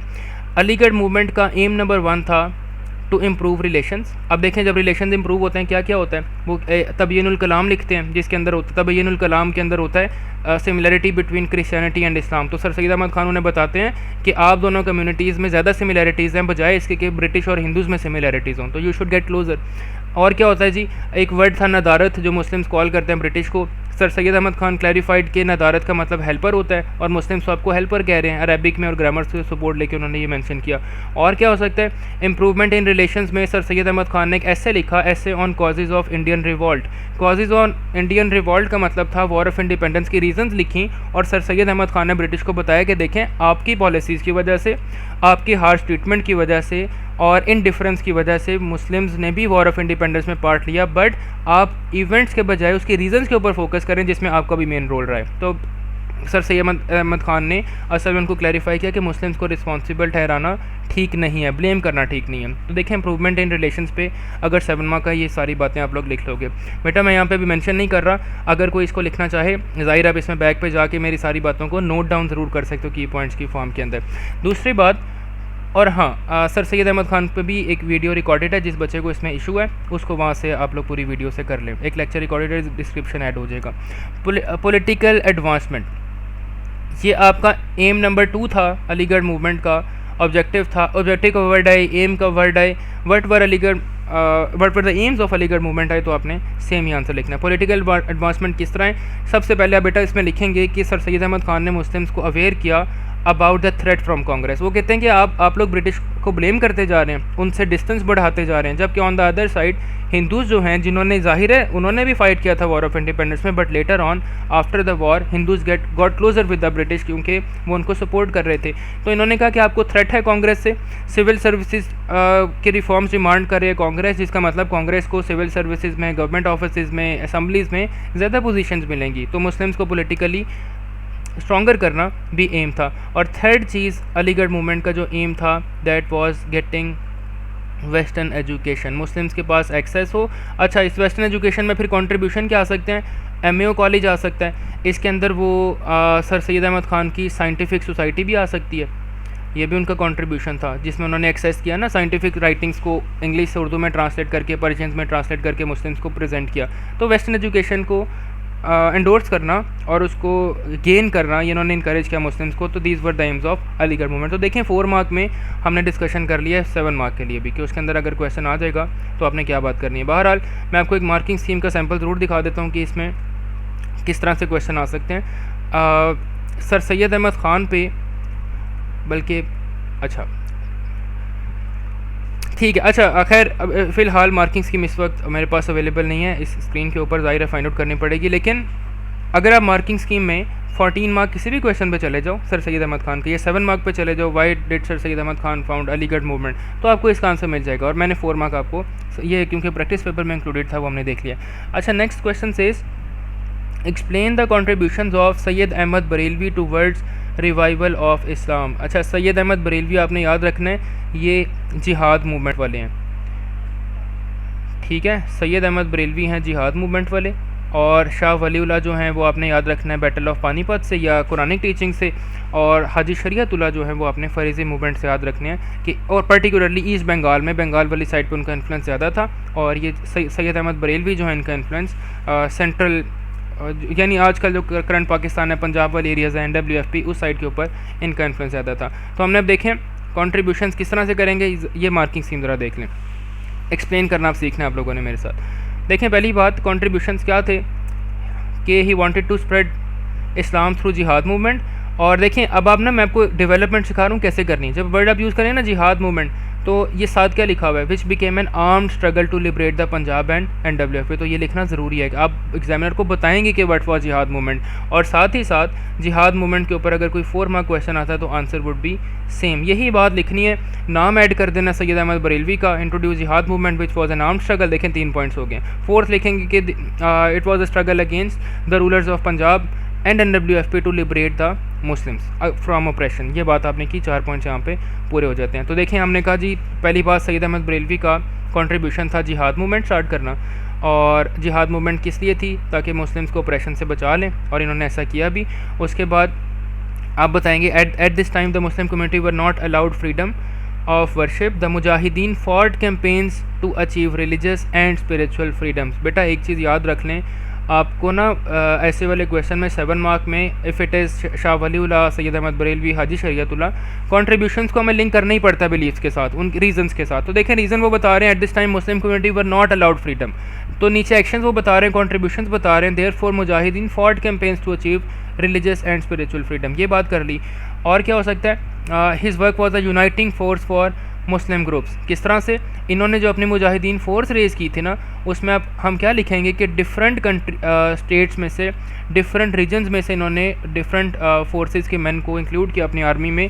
This brought them under a single umbrella of Islam, और जिहाद मूवमेंट के अंडर ये लोग यूनाइट भी हो जाते हैं। तो आप इसे एक्सप्लेन करोगे, इस थर्ड पॉइंट के ऊपर ज़्यादा एक्सप्लेनेशन नहीं है, आप कैसे करोगे, आप बताओगे people from different region joined him, और उन रीजन्स के आप नाम लिख सकते हो, लाइक इन्होंने ट्रैवल किया, ईरानीज़ भी थे, इसके अंदर अफ़गान्स भी थे, इसके अंदर पंजाब के सोल्जर्स भी थे, सिंध के लोग भी थे, ये सारे लोग उनको ज्वाइन कर रहे हैं। और उसके बाद आप क्या लिखोगे, आप उसके अंदर लिखोगे कि जिहाद movement became a uniting force for the Muslim community. तो कंट्रीब्यूशन है ना कि जिहाद मूवमेंट ने सबको यूनाइट कर दिया, तो आप कंट्रीब्यूशन में काउंट करोगे इसको। और अच्छा, अगर सेकंड पॉइंट जो है, मैं ज़ाहिर है डिटेल में नहीं जा रहा क्योंकि चैप्टर बहुत लेंथी हो जाएगी बात, आप इस सेकंड पैराग्राफ में या चलें फर्स्ट पैराग्राफ के अंदर आप इवेंट्स को ज़रूर कोट कर सकते हो कि रंजीत सिंह के अगेंस्ट जो पहले उन्होंने थ्रेट लेटर, उनको लेटर लिखा, वार्निंग दी, उसके बाद इन्होंने उनके अगेंस्ट वॉर की, और he was quite successful, but later on ज़ाहिर है वो उतना सक्सेस अचीव नहीं करते। जब वो पंजतरार वैली में मूव कर जाते हैं, कश्मीर साइड पे मूव कर जाते हैं, रेफ्यूज लेते हैं, but later on his forces were attacked and he got killed. तो आपने उस आफ्टर इवेंट्स पे नहीं जाना, आपने रंजीत सिंह पंजाब रूलर वाली बात के ऊपर ज़रूर लिख देना है, ताकि हमारे आंसर की लेंथ एक अच्छी लेंथ बिल्ड हो जाए। डन। अच्छा, ये हमने 2B देख लिया, और सी पार्ट से ये इसमें ना स्टूडेंट्स एक चीज़ आपने याद रखनी है, ये जो लैंग्वेजेस वाला चैप्टर है ना, ये वैसे एक्सपेक्टेड भी है क्योंकि लॉन्ग टाइम से टेस्ट नहीं हुआ हुआ, और जिन बच्चों के पास TFP टॉपिकल्स हैं आप लोग इसको वहाँ से प्रिपेयर कर रहे होंगे, और जिनके पास नहीं है आप कोई भी ईयरली पेपर या टॉपिकल पेपर से कोई भी एक क्वेश्चन 14 मार्क पिक कर लें रीजनल लैंग्वेजेस पे, तो ज़ाहिर है सबका आंसर सेम है। कोई एक आंसर प्रिपेयर करके लाजमी जाओ, अगर 14 में नहीं आता 4 या 7 में आप एक्सपेक्ट कर सकते हो, because language had not been tested for a long time. तो आप उर्दू के अलावा, उर्दू तो ज़ाहिर है फ्रीक्वेंटली आ ही जाती है, why Urdu was chosen as a national language, उसके ऊपर तो पैराग्राफिंग सेपरेट है, बट रीजनल लैंग्वेजेस को हम, अब ज़ाहिर है हमारे पास 2 सिनेरियो, या तो अगर लॉन्ग टाइम से नहीं आया तो नहीं आएगा, या फिर हम कह लेते हैं कि लॉन्ग टाइम से नहीं आया तो इट्स अ थ्रेट कि शायद इस अटैम्प्ट में जून 23 में आ जाए, तो आपको इसको प्रिपेयर करना है। और बेटा एक चीज़ याद रखें, इस वाले पार्ट को ना समझने की ज़रूरत ही नहीं है, इसको आपने सिर्फ याद करके जाना है, क्योंकि देखें अब लैंग्वेज में सिंधियोलॉजी डिपार्टमेंट इस्टेब्लिश हो जाता है, सिंधी लिटरेरी बोर्ड इस्टेब्लिश होता है सिंधी प्रमोट करने के लिए, तो इसमें याद क्या करेंगे, कुछ याद करने यानी समझेंगे क्या, इसमें कुछ समझने वाला नहीं है, इसके अंदर सारी बातें याद करने वाली हैं, तो याद ही करना है। फिर मास्टर्स लेवल पे सिंधी लैंग्वेज को एक्सेप्ट करना, पंजाबी लैंग्वेज को CSS पेपर में, सिविल सर्विसेज एग्जाम में एक्सेप्ट करना, मास्टर लेवल के ऊपर एज अ सब्जेक्ट बनाना, ये सारी बातें याद करने वाली हैं। ईयर्स याद करें, डेट्स याद करें, बट आपको मैं एक ओवरऑल मार्किंग स्कीम को हम गो थ्रू ज़रूर कर लेते हैं कि इसके अंदर किस तरह से देखें। अगर आएगा ना जो की पॉइंट होगा, जैसे मैंने ऊपर मेंशन किया, लाइक इसमें पंजाबी लिखा हुआ है, तो आपने इसके ऊपर पहला पैराग्राफ बनाना है, because that would get you 7 out of 14 marks, अगर सारा ठीक होगा तो ज़ाहिर है 50% वेटेज है ना इसकी। अब देखें पंजाबी की बात हो रही है, इसमें हमने क्या याद रखा हुआ जी, पहली बात आप ज़रूर बताएं कि it is a local language of Punjab, किस प्रोविंस की है। एक और बात क्या हो सकती है, आप उसके साथ साथ बताएं, पंजाब आपने लिखा, उसके साथ आप मेंशन कर दो which is the second largest most populated province of Pakistan. तो देखें उसकी इंपॉर्टेंस के ऊपर बात की जा सकती है, बढ़ गई है ना इंपॉर्टेंस। फिर हम क्या करें जी, पॉपुलर लैंग्वेज थी अमंग द सूफ़ी पोइट्स के नाम लिख लें, poems contributed greatly to the popularity of Punjabi, ये भी कंट्रीब्यूशन है, प्रमोशन है इसकी। फिर after independence steps were taken for the promotion. अच्छा, आप इंडिपेंडेंस में 1947 का ईयर ऐड कर लो ताकि पेपर में कुछ ईयर्स भी आ जाएँ, क्योंकि इंडिपेंडेंस वही 47 में रही है।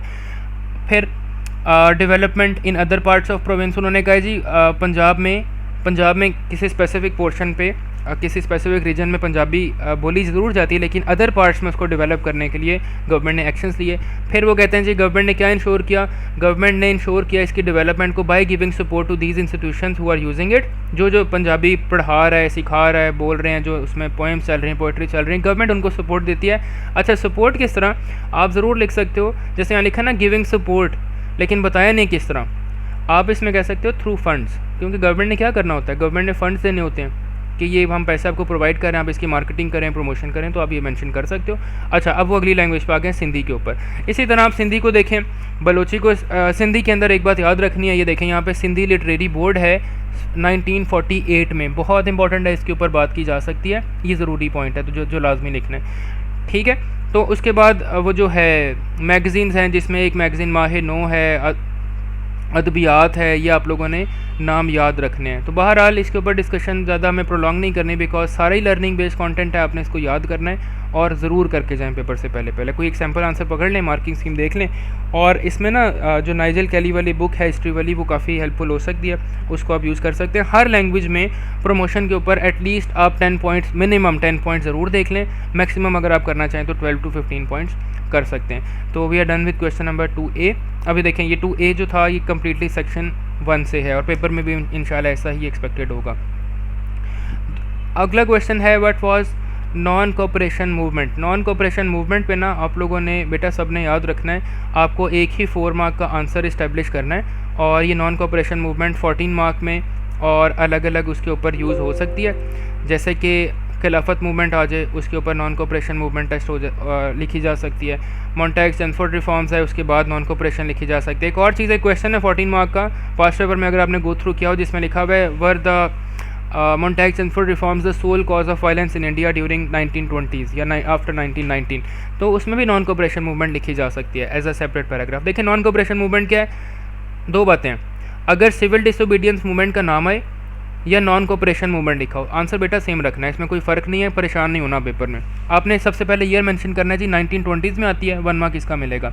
और फिर आप इसकी रीज़न लिखेंगे, Indians were highly dissatisfied with the British government and their policies, so they took part in the movement to show their strength to the British. ये बात हमने लिखी कि इन्होंने अगेंस्ट ब्रिटिश ये पूरी मूवमेंट थी, और ब्रिटिश के अगेंस्ट जो था इन्होंने नॉन कोऑपरेशन मूवमेंट स्टार्ट की हुई थी। उसके बाद British clothes were throne into fire, their products were boycotted. एक और बात, ये जो बात लिखी जा रही है ना यहाँ पे सारी, ये आप लोगों को अगर याद हो, अगर आप इसे पिक कर लो, ये गुड्स का ज़रा सोचें, गुड्स का बाइकआउट करना और बॉन फायर में थ्रो करना, ये किस वाली उसका मूवमेंट का पार्ट था। अब आप लोगों के माइंड में आ जाएगा, और एक सेपरेट 4 मार्क क्वेश्चन भी यहाँ से क्लियर हो जाएगा, स्वदेशी मूवमेंट।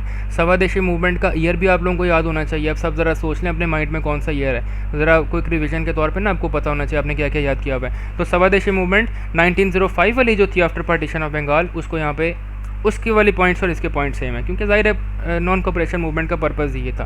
फिर ये this was an attempt towards Swaraj, Swaraj के ऊपर 4 मार्क सेपरेट आ जाता है। एक बात याद रखें, ये आखिरी 2 पॉइंट्स और ऊपर वाले 2 पॉइंट को इसे ऐड करके आप स्वराज का 4 मार्क आंसर भी कंप्लीट कर सकते हो। और एक बात जरूर ऐड कर लें, स्वराज इंट्रोड्यूस बाय कांग्रेस, ये जो कांग्रेस का नाम है ना नॉन कोऑपरेशन मूवमेंट में और स्वराज में, ये लिखना ज़रूरी है, इसके 1 मार्क होते हैं, क्योंकि हमें पता होना चाहिए किसने स्टार्ट किया। और फिर हम कहते हैं कि जी नॉन कोऑपरेशन मूवमेंट, क्योंकि 1920 में 19 के बाद जो है वो खिलाफत मूवमेंट भी स्टार्ट हो चुकी थी 21-24 तक, तो non cooperation movement was a part of खिलाफत मूवमेंट एज वेल। असल में मुस्लिम्स की खिलाफत मूवमेंट और कांग्रेस ने अपनी नॉन कोऑपरेशन मूवमेंट को कंबाइन कर दिया था टू प्रेशराइज ब्रिटिश। तो देखें we are done with non cooperation movement. जिसको नहीं आता हो या नोट्स चाहिए हो तो आप लोग इसी आंसर का स्क्रीनशॉट ज़रूर उसके ऊपर कर लें बैग जाके। अच्छा, सेकंड क्वेश्चन है, explain the achievements of Muslims at Simla in 1906। Most important, we are expecting के शिमला डेलीगेशन के ऊपर क्वेश्चन टेस्ट हो सकता है। It could be a 7 mark question, it could be a 4 mark question as well, but 7 के chances ज़्यादा हैं। या दो ही देखें, दो ही बातें होंगी, या शिमला डेलीगेशन की रीजंस के ऊपर होगा या इसकी इंपॉर्टेंस के ऊपर होगा। बेटा कीप इन माइंड कि इंपॉर्टेंस वाला जो क्वेश्चन होता है ना, इंपॉर्टेंस में आपको डिमांड्स को या पॉइंट्स को कंबाइन करना पड़ता है साथ। देखिए अगर आप बताएं ही नहीं कि सेपरेट इलेक्टोरेट्स वर ग्रांटेड, तो आप क्या इंपॉर्टेंस लिखोगे उसकी? तो आपको पॉइंट्स याद होने चाहिए, उसी पॉइंट से आप इंपॉर्टेंस लिखोगे। तो देखें अब ये नोट्स में हम इंपॉर्टेंस पे आ जाते हैं। 3 पैराग्राफ में डिवाइड करना है। अभी मैंने यहाँ पे 6 पॉइंट्स लिखे हैं, 7 पॉइंट्स। आप इनको 2 पॉइंट्स को कंबाइन कर लो, like it could be, let's say हम इसको पैराग्राफ 1 कह लेते हैं, इस वाले पॉइंट को हम पैराग्राफ नंबर 2 कह लेते हैं, और लास्ट को हम पैराग्राफ नंबर 3 कर लेते हैं। एज इट इज़ याद करो, इंशाल्लाह एक्सपेक्टेड है पेपर में आ सकता है, अगर नहीं तो 14 मार्क में कहीं ना कहीं एडजस्ट हो सकता है अगर टाइम फ्रेम कोई टाइम पीरियड आ जाता है। तो देखें क्या थी इसकी इंपॉर्टेंस। एक इंपॉर्टेंस ये थी, मैं इसको ब्रीफली बता देता हूँ, नोट्स आपके सामने easy to read and understand पढ़ सकते हो। शिमला डेलीगेशन की इंपॉर्टेंस थी कि मुस्लिम्स को सबसे पहले सेपरेट इलेक्टोरेट जब मिले तो मुस्लिम्स का सेपरेट होमलैंड की स्ट्रगल बढ़ जाती है, मुस्लिम्स को राइट्स मिलते हैं। उसके बाद they could compete with the Hindus in the assemblies, they could get increase representation in the assemblies, greater number of seats. ये सारी बातें हमने सेपरेट इलेक्टोरेट्स के साथ लिखी। सेकंड पैराग्राफ आप क्या बना सकते हो? Separate recognition to Muslims. Recognition किस तरह से? जब ब्रिटिश एक्सेप्ट करते हैं कि मुस्लिम मस्ट हैव या should have separate electorates, this shows कि British had accepted Muslims as a separate community in India and Muslims wanted to be recognized as a separate community because Muslim शुरू से sir Syed Ahmad Khan के time से convince करते आ रहे हैं कि we are not a single community, we are separate from Hindus, Hindus are separate from us, यानी 2 nation theory वाली बात। तो हमें सेपरेटली ट्रीट किया जाना चाहिए, और सेपरेट ट्रीटमेंट क्या था? Separate electorates for the separate treatment. और तो इससे मुस्लिम्स की रिकग्निशन बढ़ रही है, पहचान बढ़ रही है, ये बात की जा सकती है। थर्ड पैराग्राफ क्या होगा? बड़ा इंपॉर्टेंट पैराग्राफ है जो कि फॉर्मेशन ऑफ मुस्लिम लीग की भी रीज़न है। इसमें आप मेंशन कर सकते हो कि success at Simla made Muslim realise the importance of united and organised efforts, और इसकी वजह से Muslim League was formed in 1906। अच्छा, अब ये मुस्लिम की लीग की जो फॉर्मेशन थी उसके अंदर भी शिमला डेलीगेशन के सक्सेस का मेन रोल था। और देखें ये 3 क्वेश्चंस हैं जो शिमला डेलीगेशन के ऊपर आ सकते हैं। इन 3 के अलावा कोई और क्वेश्चन पेपर में इंशाल्लाह नहीं आएगा। तो इन 3 को अगर आप प्रिपेयर करते हो, ये देखो इस वाले में क्या लिखोगे? इस वाले में रीजंस लिखोगे, सॉरी ये कॉन्फ्रेंस नहीं है, डेलीगेशन है, रीजंस लिखोगे, और इस वाले में आप रीजंस प्लस पॉइंट्स लिखोगे, और इस वाले में आप पॉइंट्स प्लस देयर इंपॉर्टेंस लिखोगे। सिंपल हो गया ना, कोई मुश्किल बात नहीं है। नोट्स अगर आप याद कर लेते हो तो आपको यहाँ पे मार्क्स में, मैं एक दफ़ा यहाँ पे आ जाता हूँ स्क्रीन पे, इसको आप लोग स्क्रीनशॉट कर लें, सेव कर लें, तो मार्क्स मिल देंगे। और ये फर्स्ट वाला जो है रीजंस वाली बात, रीजंस और उसकी डिमांड्स मुस्लिम्स की, ये सारी इसके अंदर लिखें, जिसमें 3 मेजर डिमांड्स थी, 2 मेजर डिमांड्स थी, और उसके बाद 3 माइनर डिमांड्स थी जो ब्रिटिश ने प्रॉमिस ज़रूर किया, बट ज़ाहिर है इमीडिएट एक्सेप्टेंस उसके ऊपर नहीं थी। बहरहाल moving on to the next part, was the administrative issue the main reason behind partitioning Bengal in 1905? Most important question expected as a 14 mark in paper, इसको आप लोगों ने लाजमी प्रिपेयर करना है। और देखिए पार्टीशन ऑफ बंगाल जो है अब 2 तरह से हो सकता है, या तो रीजंस एंड रिवर्सल के रीजंस का कंपैरिजन होगा, या फिर सिर्फ रीजंस या सिर्फ रिवर्सल होगा।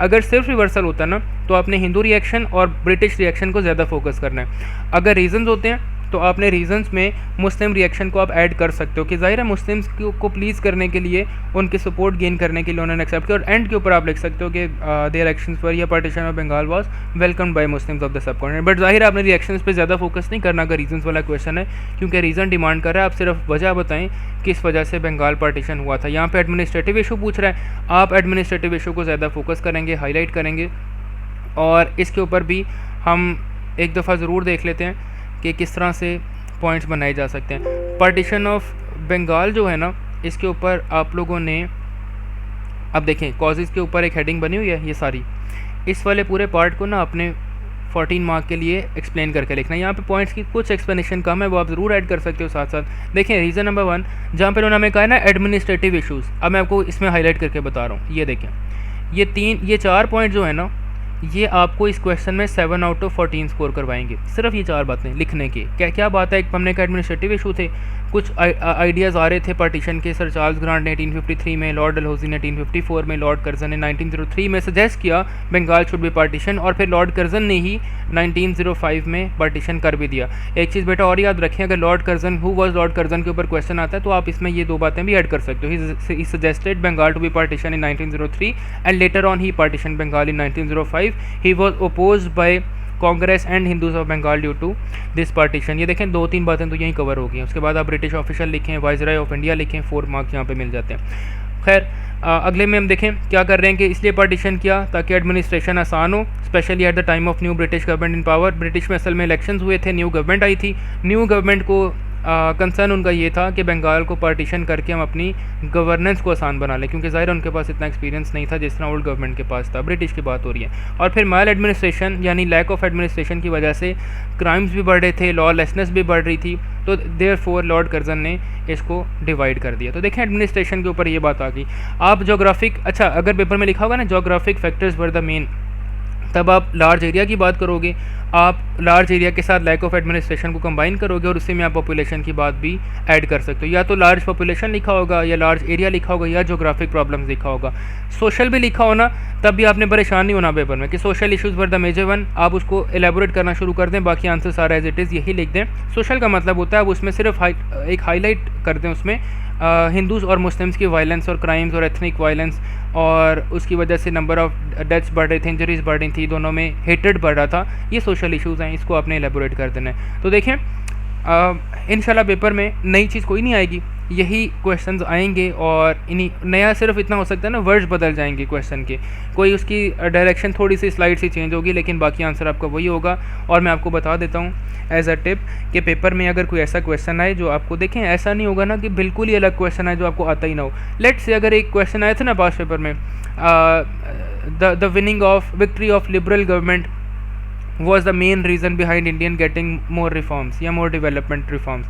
अब उसमें आपने ये नहीं परेशान होना कि इसका मतलब क्या हो गया, अगर यानी लिबरल गवर्नमेंट क्या चीज़ है। मैं आपको सिर्फ वर्स्ट केस सिनेरियो बता रहा हूँ। ऐसे सिनेरियो में अगर 14 मार्क है, आपने एक टाइम रेंज आपको गिवन होगी, लेट्स से 1919 टिल 1927 तो लिखा हो सकता है, 1919 1919 लिखा हो सकता है। अगर आपको की फैक्टर नहीं याद आ रहा, आप अदर फैक्टर्स तो लिख सकते हैं फिर भी, तो एटलीस्ट हाफ मार्क्स आप फिर भी स्कोर कर सकते हैं। आंसर को ब्लैंक नहीं छोड़ना, जितना आता है उसके उस इवेंट के आसपास वाले इवेंट्स भी आते हैं ना, उसको लिख के आओ, लेकिन पेपर को ब्लैंक नहीं छोड़ना, लाजमी कंप्लीट करना है, मार्क्स वहाँ पे मिल जाएंगे इंशाल्लाह। तो ये पार्टीशन ऑफ बंगाल का हमने देखा किस तरह से।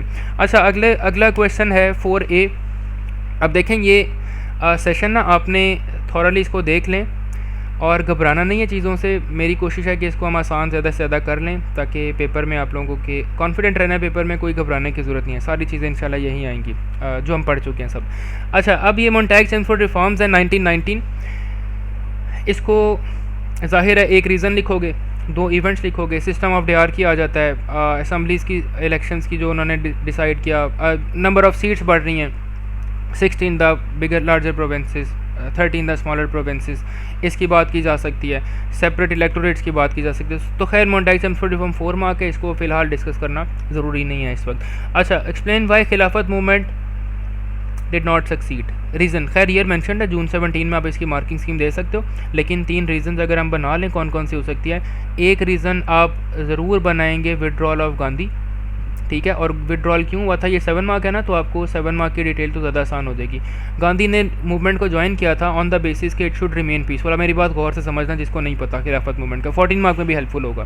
तो गांधी ने मूवमेंट को ज्वाइन किया ऑन द, यानी नॉन कोऑपरेशन मूवमेंट को कंबाइन कर दिया ना इसके साथ, खिलाफत मूवमेंट के साथ, कि मुस्लिम कम सपोर्ट कर रहे हैं, सॉलिडारिटी शो कर रहे हैं और ब्रिटिश को प्रेशराइज कर रहे हैं। बट गांधी की एक कंडीशन थी कि मूवमेंट शुड रिमेन पीसफुल, इसमें वो नहीं होने चाहिए, वायलेंस नहीं होनी चाहिए। बट हुआ ये चोरा चोरी इंसिडेंट होता है, मोपलाज अपराइजिंग होती है जिसमें पुलिस स्टेशन बर्न होता है, 22 policeman were killed, 3 civilians were killed.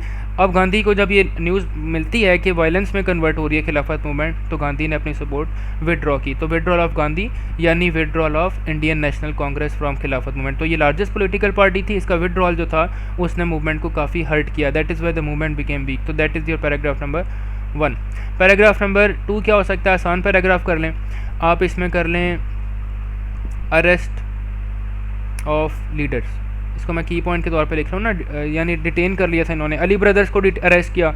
अब विदाउट लीडर्स मूवमेंट को रन करना, कैंपेन प्रॉपरली चलाना, ये ज़्यादा बेनिफिशियल नहीं था। अच्छा इसमें एक और चीज़ ये कर सकते हो आप, क्योंकि अरेस्ट ऑफ लीडर के ऊपर ना पॉइंट ज़्यादा नहीं होंगे, अली ब्रदर का ज़ाहिर नाम आ जाएगा और एक रीज़न आ जाएगी, लेकिन आप इसके साथ कंबाइन कर लो लेस इफेक्टिव को।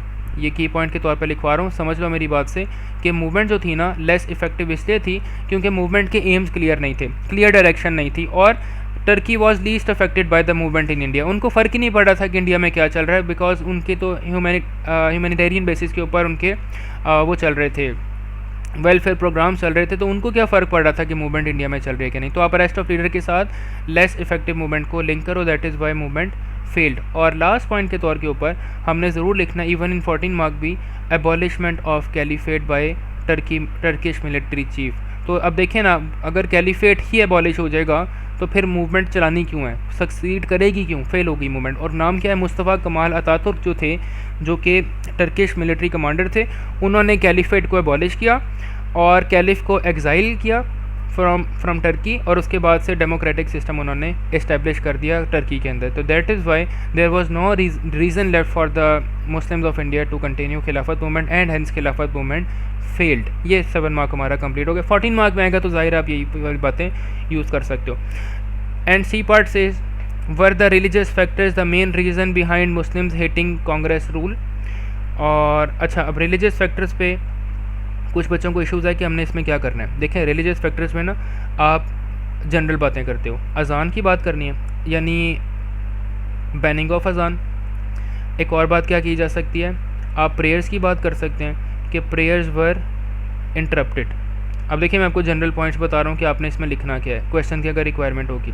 प्रेयर्स वर इंटरप्टेड, उसके बाद और रिलीजियस फैक्टर्स में हम क्या लिखेंगे, काउ स्लॉटरिंग वॉज बैंड, ठीक है। अच्छा, और इसके साथ ना डेवलपमेंट पॉइंट क्या लेके आओगे, आप लिखोगे काउ स्लॉटरिंग वॉज बैंड, और अगर कोई काउ स्लॉटरिंग करता भी है तो उसको हार्श पनिशमेंट्स फेस करना पड़ती हैं। ये बात भी आप उसमें लिख सकते हो। ये देखें, सिर्फ रिलीजियस फैक्टर चल रहा है, एक ही बात चल रही है, एक फैक्टर चल रहा है। उसके बाद आप इसमें और क्या लिखेंगे कि आप इसमें मेंशन कर सकते हो बर्निंग ऑफ मुस्लिम विलेजेस, इनकी बर्निंग हो रही है, their houses were being burn, their villages were being burn. और फिर आप इसमें ऐड करोगे कि नो एक्शन फ्रॉम गवर्नमेंट। और कौन सी गवर्नमेंट, ब्रिटिश की बात नहीं हो रही, कांग्रेस की बात हो रही है, no action from Congress government. तो देखिए, इस वजह से Muslim started hating Congress rule. आपने पहले ऊपर एक सारे पॉइंट्स इस्टेब्लिश करने हैं, इनके ऊपर आपने लिखना है that is why they started hating Congress rule. Other factors क्या हो सकते हैं, सुन ले, सिर्फ बहुत सारे फैक्टर्स हैं, बल्कि खैर मैं आपको ये भी नोट्स प्रोवाइड कर ही देता हूँ। कांग्रेस रूल के ऊपर जब आप जाएंगे तो ये आ गया कांग्रेस रूल में। पहली बात, आपने इलेक्शंस के रिज़ल्ट्स को ज़रूर याद रखना है। इलेक्शन के रिज़ल्ट क्या थे, ये हमारे पास इस स्क्रीन के ऊपर ये हैं जी, इलेक्शन के रिज़ल्ट्स, उसके स्टैट्स, मुस्लिम लीग के फेलियर सक्सेस, उसके बाद कांग्रेस के सक्सेस, उसके फेलियर, ये आपने याद रखनी है। Formation of government basically general paragraph पे ये हमारे पास आता है कांग्रेस रूल। देखें, इन चीज़ों को ना आपने, ये देखें अब हमारी बातें आ गई हैं, अजान वॉज बैंड आ गया, हार्श पनिशमेंट्स आ गई, tyrannical and oppressive behaviour, noisy procession, हाँ ये मिस हो गया था, noisy processions were held during prayers, sometime pigs were also pushed into the mosque, pigs and horses were pushed into the mosque, ये हिंदूज कर रहे थे। उसके बाद ये देखें, anti Muslim riots, houses of Muslim were set on fire. फिर आप अदर फैक्टर्स पर जब जाओगे ना तो आप वंदे मातरम को एलेबोरेट कर रहे हैं, उसके अलावा आप एलेबोरेट करेंगे वर्दा स्कीम को, ठीक है, ये लिखी हुई है। वर्दा स्कीम के ऊपर 4 मार्क भी आ सकता है, वर्दा स्कीम के ऊपर इस वाले 14 मार्क के अंदर भी पॉइंट्स अच्छे लिखे जा सकते हैं। तो वर्दा स्कीम क्या थी, हमेशा लिखेंगे पहले, it was an educational scheme based on Gandhi's view. Gandhi के जो व्यूज़ थे ना, एजुकेशनल व्यूज़ और रिलीजियस व्यूज़, उसकी बेस के ऊपर वर्दा स्कीम के नाम से इन्होंने एजुकेशनल पॉलिसीज़ अपनी इंट्रोड्यूस की, जिसमें ज़ाहिर है गांधी की पिक्चर के सामने बो डाउन करना पड़ता है स्टूडेंट्स को, इवन मुस्लिम स्टूडेंट्स को भी। और जबकि इस्लामिक कॉन्सेप्ट के मुताबिक हम किसी को बो डाउन नहीं कर सकते एक्सेप्ट अल्लाह, अल्लाह के अलावा किसी को सजदा नहीं करना। तो ज़ाहिर है मुस्लिम्स को फोर्स किया जा रहा था। फिर हिंदुज़म पढ़ाया भी जा रहा था स्कूल्स के अंदर, मुस्लिम्स को फोर्सफुल कन्वर्जन्स भी हो रही थी इनकी। खैर ये आपके पास नोट्स हैं, इसको आप पढ़ेंगे, easy to read and understand है, आसानी से इंशाल्लाह समझ आ जाएगा। तो we are done with question number 4। अब आते हैं क्वेश्चन नंबर 5 की तरफ, लास्ट क्वेश्चन। इस 5 क्वेश्चन में क्योंकि सेक्शन 3 से फ़िलहाल हमने कम रखा हुआ है, इसमें प्रैक्टिस पेपर 2 में भी आपको कुछ क्वेश्चन नज़र आ जाएंगे।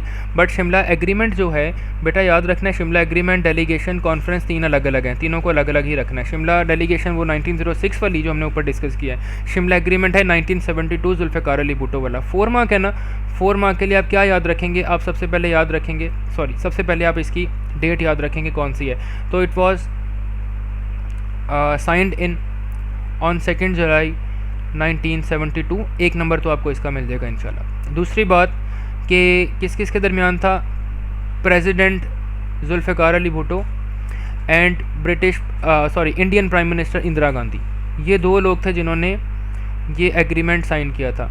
और ये एग्रीमेंट अब इसके अंदर आता क्या है, इस एग्रीमेंट के मुताबिक 90,000 प्रिजनर्स ऑफ वॉर जो थे ना, ये इंडिया ने हमसे प्रॉमिस किया था कि वो हमें रिटर्न कर देंगे। तो अब देखें, इससे पॉपुलैरिटी ऑफ जुल्फ़िकार अली भुट्टो भी बढ़ रही है, क्योंकि हमारे 90,000 सोल्जर्स वापस आ रहे हैं। और इसकी एक और टर्म क्या थी, इसकी एक और टर्म ये थी कि Kashmir issue should be discussed between India and Pakistan only. No third party intervention from any country, from any body or any organization के पाकिस्तान अपना कश्मीर इशू का जो केस था वो सिर्फ इंडिया से ही डिस्कस करेगा, हमने किसी थर्ड फॉरम के ऊपर इसे नहीं लेके जाना। तो ज़ाहिर हम नेगेटिव पॉइंट के तौर पे कह सकते हैं कि ये एक सीरियस ब्लो था पाकिस्तान की डिप्लोमेटिक एफर्ट्स के ऊपर कि हम एग्रीमेंट साइन कर चुके थे कि हम डिस्कस नहीं करेंगे, लेकिन ज़ाहिर है उसके पॉजिटिव पॉइंट ज़्यादा थे, प्रोटेक्शन ऑफ, क्योंकि प्रिजनर ऑफ वॉर जो थे वो वापस आ रहे हैं। ये कौन से प्रिजनर्स हैं बेटा, याद रखना, ये प्रिजनर्स हैं 1971 वॉर के, जो हमने ईस्ट पाकिस्तान में इंडिया के साथ फ़ाइट की थी। तो उसमें हमारे सोल्जर्स ने जब सरेंडर होता है तो उसके बाद से ये प्रिजनर ऑफ वॉर बनते हैं और उसके बाद फिर हम इन्हें वापस लेके आते हैं। Next question is explain why there were so many government changes between 1951 and 1958। अगर सुन लें, अगर ये 51 से 58 नहीं आया ना, तो 54 और 55 की क्राइसिस तो टेस्ट हो ही सकते हैं। तो हम इसमें एक ही क्वेश्चन में दो चीज़ों को अलग अलग देख रहे हैं। थकना नहीं है ज़्यादा, क्योंकि कल पेपर है और इंशाल्लाह इन्हीं चीज़ों से आपकी काफ़ी हेल्प हो जाएगी, पेपर अच्छा निकल जाएगा। 51 से 58 जो है ना, इसमें आप किस तरह के बताओगे, आप पहले ना बैकग्राउंड से शुरू कर देंगे। आप पैराग्राफ नंबर 1 इस पर बताओगे। अब वो मैं पूछा ना सो मैनी गवर्नमेंट चेंजेस, तो सो मैनी गवर्नमेंट चेंजेस पे आप ये बता दो, पहली बात एक जनरल पैराग्राफ बना लें, death of Jinnah and Liaquat Ali Khan. ठीक है, हम ऐसे बताएंगे इनकी डेथ की वजह से, अब देखें डेवलपमेंट पॉइंट्स क्या होंगे, इनकी डेथ की वजह से कंट्री में इंस्टेबिलिटी आती है, पॉलिटिकल इंस्टेबिलिटी की बात हो रही है। उसके अलावा इस इंस्टेबिलिटी के साथ साथ हमारे पास इनएक्सपीरियंस पॉलिटिशियंस थे, तो देखें होना ही था ना फिर गवर्नमेंट चेंजेस। इनएक्सपीरियंस पॉलिटिशियंस की वजह से जो क्राइसिस थे, पर्टिकुलरली कॉन्स्टिट्यूशनल क्राइसिस, ये कंट्री में बढ़ रहे थे। That is why there were so many government changes. आप फिर रेफ़र कर दोगे ना ऊपर, ख्वाजा नाज़िमुद्दीन का डिसमिसल बता सकते हो, गुलाम मोहम्मद ने जो किया था, और उसके बाद मोहम्मद अली की अपॉइंटमेंट बता सकते हो जो गुलाम मोहम्मद ने की थी, तो हम इसके ऊपर बात कर सकते हैं। ये पैराग्राफ 1 हो गया जो कि अर्ली इवेंट्स की बात हो रही, 51 से 53 तक के कवर करते हैं। अच्छा, देन पैराग्राफ नंबर 2 जो है उसके ऊपर हम क्या बात करेंगे, उसके ऊपर हम 1954 एंड 1955 के जो क्राइसिस है ना, उसके ऊपर आप एक पैराग्राफ बिल्ड करें। क्या क्राइसिस है सुन लें। गवर्नर जनरल गुलाम मोहम्मद जो थे, उन्होंने डिसमिस किया था प्राइम मिनिस्टर को। ये तो खैर आप एंड पे लिखोगे, लेकिन शुरू क्या होगा, आप स्टार्ट इससे करोगे कि 1954 में, वो आप लोगों को अब याद होना चाहिए, 54 में जब गुलाम मोहम्मद कंट्री से बाहर होते हैं एज अ गवर्नर जनरल, तो पीछे प्राइम मिनिस्टर असम्बली का सेशन कॉल करते हैं। असम्बली के सेशन में एक बिल पास होता है, within some minutes, within half an hour के उस बिल के थ्रू गवर्नर जनरल की पावर्स कम हो जाती हैं कंट्री में। अब जब गवर्नर जनरल कंट्री में थे ही नहीं, पीछे नेशनल असम्बली में बिल पास हो जाता है कि गवर्नर जनरल असम्बली को रिपोर्ट करेंगे, governor general will be responsible to the national assembly, अपनी मर्ज़ी के एक्शंस और अपनी मर्ज़ी के पॉलिसीज़ इंट्रोड्यूस नहीं करेंगे। यानी ये गुलाम मोहम्मद के ऊपर हम कह सकते हैं उनके ऊपर अटैक था पावर कम करने का, जो कि प्राइम मिनिस्टर ने किया। अब लेटर ऑन गवर्नर जनरल वापस आते हैं, वेट करते हैं, प्राइम मिनिस्टर साहब मोहम्मद अली बोगरा कंट्री से बाहर होते हैं और गवर्नर जनरल रिवेंज के तौर के ऊपर असम्बली को डिसमिस कर देते हैं, यानी वो प्राइम मिनिस्टर को डिसमिस कर देते हैं। तो इसका मतलब कि देखें ना, ऐसी सूरत हाल में जब प्राइम मिनिस्टर डिसमिस हो रहे हैं, जब कॉन्स्टिट्यूशनल क्राइसिस बन रहे हैं, तो गवर्नमेंट चेंजेस हो रहे हैं, गवर्नमेंट चेंज हो रही है ना, प्राइम मिनिस्टर जब डिसमिस हो रहे हैं दोबारा रीअपॉइंट हो रहे हैं। उसके बाद बेटा लास्टली आप लोगों ने एक चीज़ याद रखनी है, पैराग्राफ नंबर 3 में आप बताएंगे सिकंदर मिर्ज़ा के इवेंट्स को, which are most important. Sikandar Mirza तकरीबन 1 साल के अंदर 4-5 प्राइम मिनिस्टर को बदलते हैं। ज़्यादा गवर्नमेंट चेंजेस होते हैं क्योंकि एक ईस्ट पाकिस्तान की आ जाती है मेजॉरिटी, एक जगह के ऊपर एक गवर्नमेंट आती है, वो बहुत सारी पार्टीज़ का मिक्सचर थी, तो ज़ाहिर एग्रीमेंट्स नहीं हो पाते, कंसेंसस नहीं हो पाते आपस में। और लास्टली सिकंदर मिर्ज़ा जब डिसमिस करते हैं ना हुसैन शहीद सोहरवर्दी को, जो कि पॉपुलर लीडर थे कंट्री में, हुसैन शहीद सोहरवर्दी सिकंदर मिर्ज़ा को चैलेंज करते हैं, थ्रेट करते हैं कि मैं कंट्री के पॉलिटिशियंस को इकट्ठा करके आपके अगेंस्ट कैंपेन चलाऊंगा। तो सिकंदर मिर्ज़ा कंट्री को हैंड ओवर कर देते हैं to Ayub Khan the military dictator, जो कि मिलिट्री डिक्टेटर बन के कंट्री को मार्शल लॉ लगा के रूल करते हैं। तो देखें यहाँ पे भी ना एक ही साल के अंदर बहुत सारी गवर्नमेंट चेंजेस हैं, तो क्वेश्चन के साथ हमारी बात मैच होती है कि why there were so many government changes, reasons बताने हैं। लास्ट चीज़ के ऊपर डिस्कशन कर लेते हैं। Was Nawaz Sharif once more successful as prime minister in his first term of 1990 till 1993। बेटा एक बात याद रखनी, क्वेश्चन में सक्सेसफुल लिखा हो, क्वेश्चन में फेल्ड लिखा हो, अनसक्सेसफुल लिखा हो, डिड नॉट सक्सीड लिखा हो या अचीव्ड मोर लिखा हो, आपने हमेशा 14 मार्क को दो ही पार्ट्स में डिवाइड करना है, जिसमें सक्सेस भी होंगे, जिसमें फेलियर्स भी होंगे, दोनों बातें बतानी है। अब वो जाहिर है it depends on the question कि सक्सेस ज़्यादा है या फेलियर ज़्यादा है। सक्सेस अगर आप देखें फर्स्ट टर्म की कौन सी हो सकती है, इकोनॉमिक रिफॉर्म्स की बात हो सकती है। इकोनॉमिक रिफॉर्म्स में प्राइवेटाइजेशन ऑफ इंडस्ट्रीज़ आप लिख सकते हो। प्राइवेटाइजेशन यानी भुट्टो, जुल्फ़िकार अली भुट्टो ने जो नेशनलाइज़ किया था इंडस्ट्रीज़ को, ये उनको प्राइवेटाइज़ करते हैं। उसके बाद आप बात कर सकते हैं येलो कैब स्कीम की। येलो कैब स्कीम क्या थी, स्टूडेंट्स को लोन्स प्रोवाइड करके उनके थ्रू उन्होंने येलो कैब्स प्रोवाइड की, टैक्सीज प्रोवाइड की, जिसको उन स्टूडेंट्स ने अर्निंग करके वापस, यानी यंग यूथ ने वापस करने थे लोन्स। बट ज़ाहिर है इसका फेलियर के सक्सेस ये था कि अनएम्प्लॉयमेंट थोड़ी कम हो जाती है। फेलियर ये था कि not all the loans were repaid and this was a serious blow to the economy of country. तो ये दो हम मेजर। अच्छा, एक और सक्सेस क्या हो सकता है, न्यूक्लियर की बात हो सकती है, नहीं सॉरी, उसकी इसमें बात हो सकती है मोटरवे की, हाईवे की बात हो सकती है कि यहाँ पे मोटरवे बिल्ड हो जाती है कंट्री में और मोटरवे का प्रोजेक्ट स्टार्ट होता है, तो ये मेजर डेवलपमेंट थी। अब देखिए आपने सक्सेस ना फिंगर टिप्स के ऊपर याद करके जाने हैं। फेलियर्स की अगर आप बात करें तो फेलियर्स के अंदर हमारे पास बहुत सारे पॉइंट आते हैं, जिसमें टॉप के ऊपर रहेगा BCCI स्कैंडल, जो bank of credit and commerce international Pakistan में जो वर्ल्ड में लार्जेस्ट बैंक था कोलैप्स कर जाता है, जिसकी वजह से पाकिस्तानी इसके फंड्स जो थे वो लूज़ कर देते हैं, इन्वेस्टमेंट भी कम हो जाती हैं। फिर आपके पास एक और क्या आएगा, हमारे पास है कोऑपरेटिव सोसाइटी स्कैंडल। इसके अंदर क्या था, ये एक स्कीम थी जिसमें लोगों के फंड्स इकट्ठे होकर किसी की सपोर्ट होनी थी, यानी लोगों को सिग्निफिकेंट अमाउंट्स मिलनी थी। बट असल में इन रियलिटी कोऑपरेटिव सोसाइटीज़ ने later on it was revealed कि it had provided most of the funds to Sharif's own industries, जो कि इत्तफाक ग्रुप है, और इससे नवाज शरीफ की इमेज भी डैमेज होती है। इसकी वजह से जो है गवर्नमेंट अनपॉपुलर भी होती है, और many people in particular in Punjab around 7 lakh people loss their savings, उनकी सेविंग चली जाती हैं। तो जाहिर है पंजाब तो था जहाँ पे नवाज शरीफ की सपोर्ट ज़्यादा थी, लेकिन इन चीज़ों की वजह से नवाज शरीफ अनपॉपुलर हो जाते हैं, इवन अपने की एरिया के अंदर भी, की प्रोविंस के अंदर भी। तो हम ये बात भी लिखेंगे। और उसके बाद फिर आप फेलियर देखें हमारे पास और कौन से हैं। कंट्री के अंदर क्लैशनकोव ऑफ कल्चर भी है, इसके ऊपर बात की। जो रशियन कॉपी थी गन की, क्लैशनकोव ऑटोमेटिक वेपन्स, इसकी वजह से क्राइम्स बढ़ रहे थे, इसके अंदर से वजह से एथनिक वायलेंस बढ़ रही थी। नवाज शरीफ इसके ऊपर सीरियस एक्शन उनकी तरफ से आए ज़रूर, बट जाहिर है इतने ज़्यादा सिग्निफिकेंट नहीं थे कि वो इन सारी थ्रेट्स को रिमूव या रिड्यूस कर दें। तो हम कह सकते हैं कि हमने पूरे टेन्योर में सक्सेस और फेलियर को एनालाइज करना है, and then lastly we are required to provide a conclusion कि whether he was more successful और he was not so successful in controlling Pakistan as a prime minister between 1990 and 93। तो we are done with the practice paper 1। अब I hope कि आप लोगों को चीज़ें समझ आ गई होंगी। अगर कोई आपके क्वेश्चंस होंगे तो कमेंट सेक्शन ज़ाहिर है आपके लिए ओपन है, उसमें ज़रूर मेंशन करें, हम ट्राई ज़रूर करेंगे कि आपको इसके ऊपर रिस्पॉन्ड कर दें। और इस पेपर को ज़रूर तैयार करें, प्रैक्टिस पेपर को, और इंशाल्लाह प्रैक्टिस पेपर 2 जो है उसके ऊपर भी कोई सिमिलर रिकॉर्डेड लेसन जो है वो इंशाल्लाह रिलीज़ ज़रूर हो जाएगा। बाकी बेस्ट ऑफ लक, और अच्छा पेपर करना है। पेपर में अपने ऊपर कॉन्फिडेंस रखना है, कॉन्फिडेंट रहना है। न्यू क्वेश्चन से न्यू वर्ड्स आ जाएं, कोई डिफरेंट वोकेबलरी आ जाए, उससे परेशान नहीं होना। कीप इन माइंड कि आप सिलेबस कवर करके जा रहे हो, एक सिंगल वर्ड जो है वो आपके आंसर को ख़राब नहीं करेगा अनलेस कि आप बाकी सारी चीज़ें पूरी कर दो। तो मैंने आपको बेस्ट और वर्स्ट केस सिनेरियो दोनों समझाने की कोशिश की है कि पेपर में टाइम मैनेजमेंट का ख़ास ख्याल रखें। हाँ, और लास्टली 14 मार्क के लिए आपने क्या करना है, देखिए मैं आपको ना एक एनालिसिस प्रोवाइड कर रहा हूँ क्विकली कि आपने क्या करना है। 4 मार्क्स पे अगर आपके पेपर में 4 मार्क्स हैं तो आपका टाइम इसके ऊपर स्पेंड होना चाहिए 2 मिनट्स, ठीक है। ये एनालिसिस ज़रूर याद रखें, और इसका मैं आपको तरीका भी सिखाता हूँ। अगर 7 मार्क है तो टाइम आपका 5 मिनट्स होना चाहिए।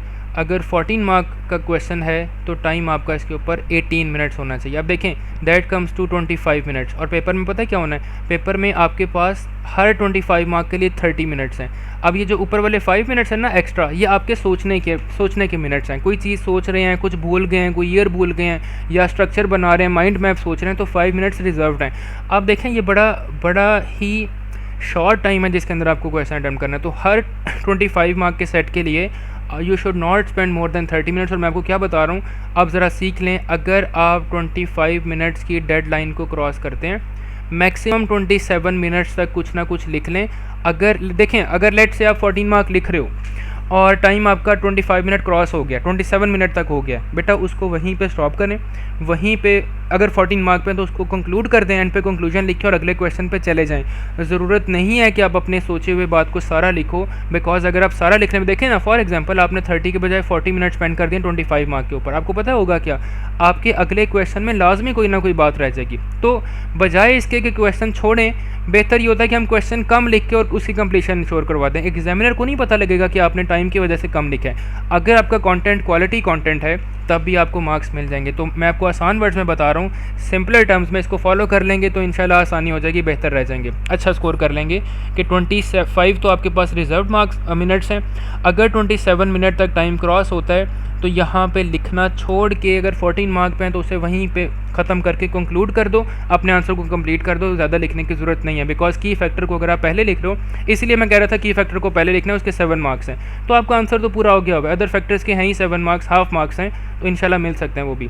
अगर आप 7 मार्क पे हैं तो वैसे 7 तो पूरे होने चाहिए, लेकिन इन केस आप 14 पहले कर चुके हो, आपकी डिवीज़न कुछ और है और आप 7 पे हो, तो 7 को ब्रीफ करके, शॉर्ट करके बातों को पूरा करें, 3 पैराग्राफ्स कंप्लीट करें, रीज़न ज़रूर पूरे करें लेकिन कम कर लें ये। लेकिन वर्स्ट केस सिनेरियो, अगर आपके पास टाइम नहीं है तो आपने इस तरह से टाइम को मैनेज ज़रूर कर लेना है। और लास्टली, इनकम्प्लीट कुछ नहीं छोड़ना, पेपर कंप्लीट ज़रूर करना है, और उसके साथ साथ जो है आपके स्ट्रक्चर्स, माइंड मैप्स और आपकी relevancy with the answers last में पूरी होनी चाहिए। तो आई होप इट हेल्प्ड, और ये लास्ट मोमेंट के ऊपर हमारी कोशिश भी ये थी कि स्टूडेंट्स को हेल्प मिल जाए, ओवरऑल आइडिया हो जाए। क्योंकि देखें, इसमें जो जितनी रिविजन हो रही है ना, इंशाल्लाह आना तो ज़रूर है, इसमें से क्वेश्चन ज़रूर आने हैं पेपर में, अल्लाह ने चाहा तो हेल्प आप लोगों की ज़रूर हो जाएगी। बाकी बेस्ट ऑफ लक, और प्रिपेयर इसको बेहतर तरीके से करें। इंशाल्लाह जो बाकी सब्जेक्ट्स के ऊपर वीडियोज़ हैं वो भी हम साथ साथ अपलोड करते रहेंगे।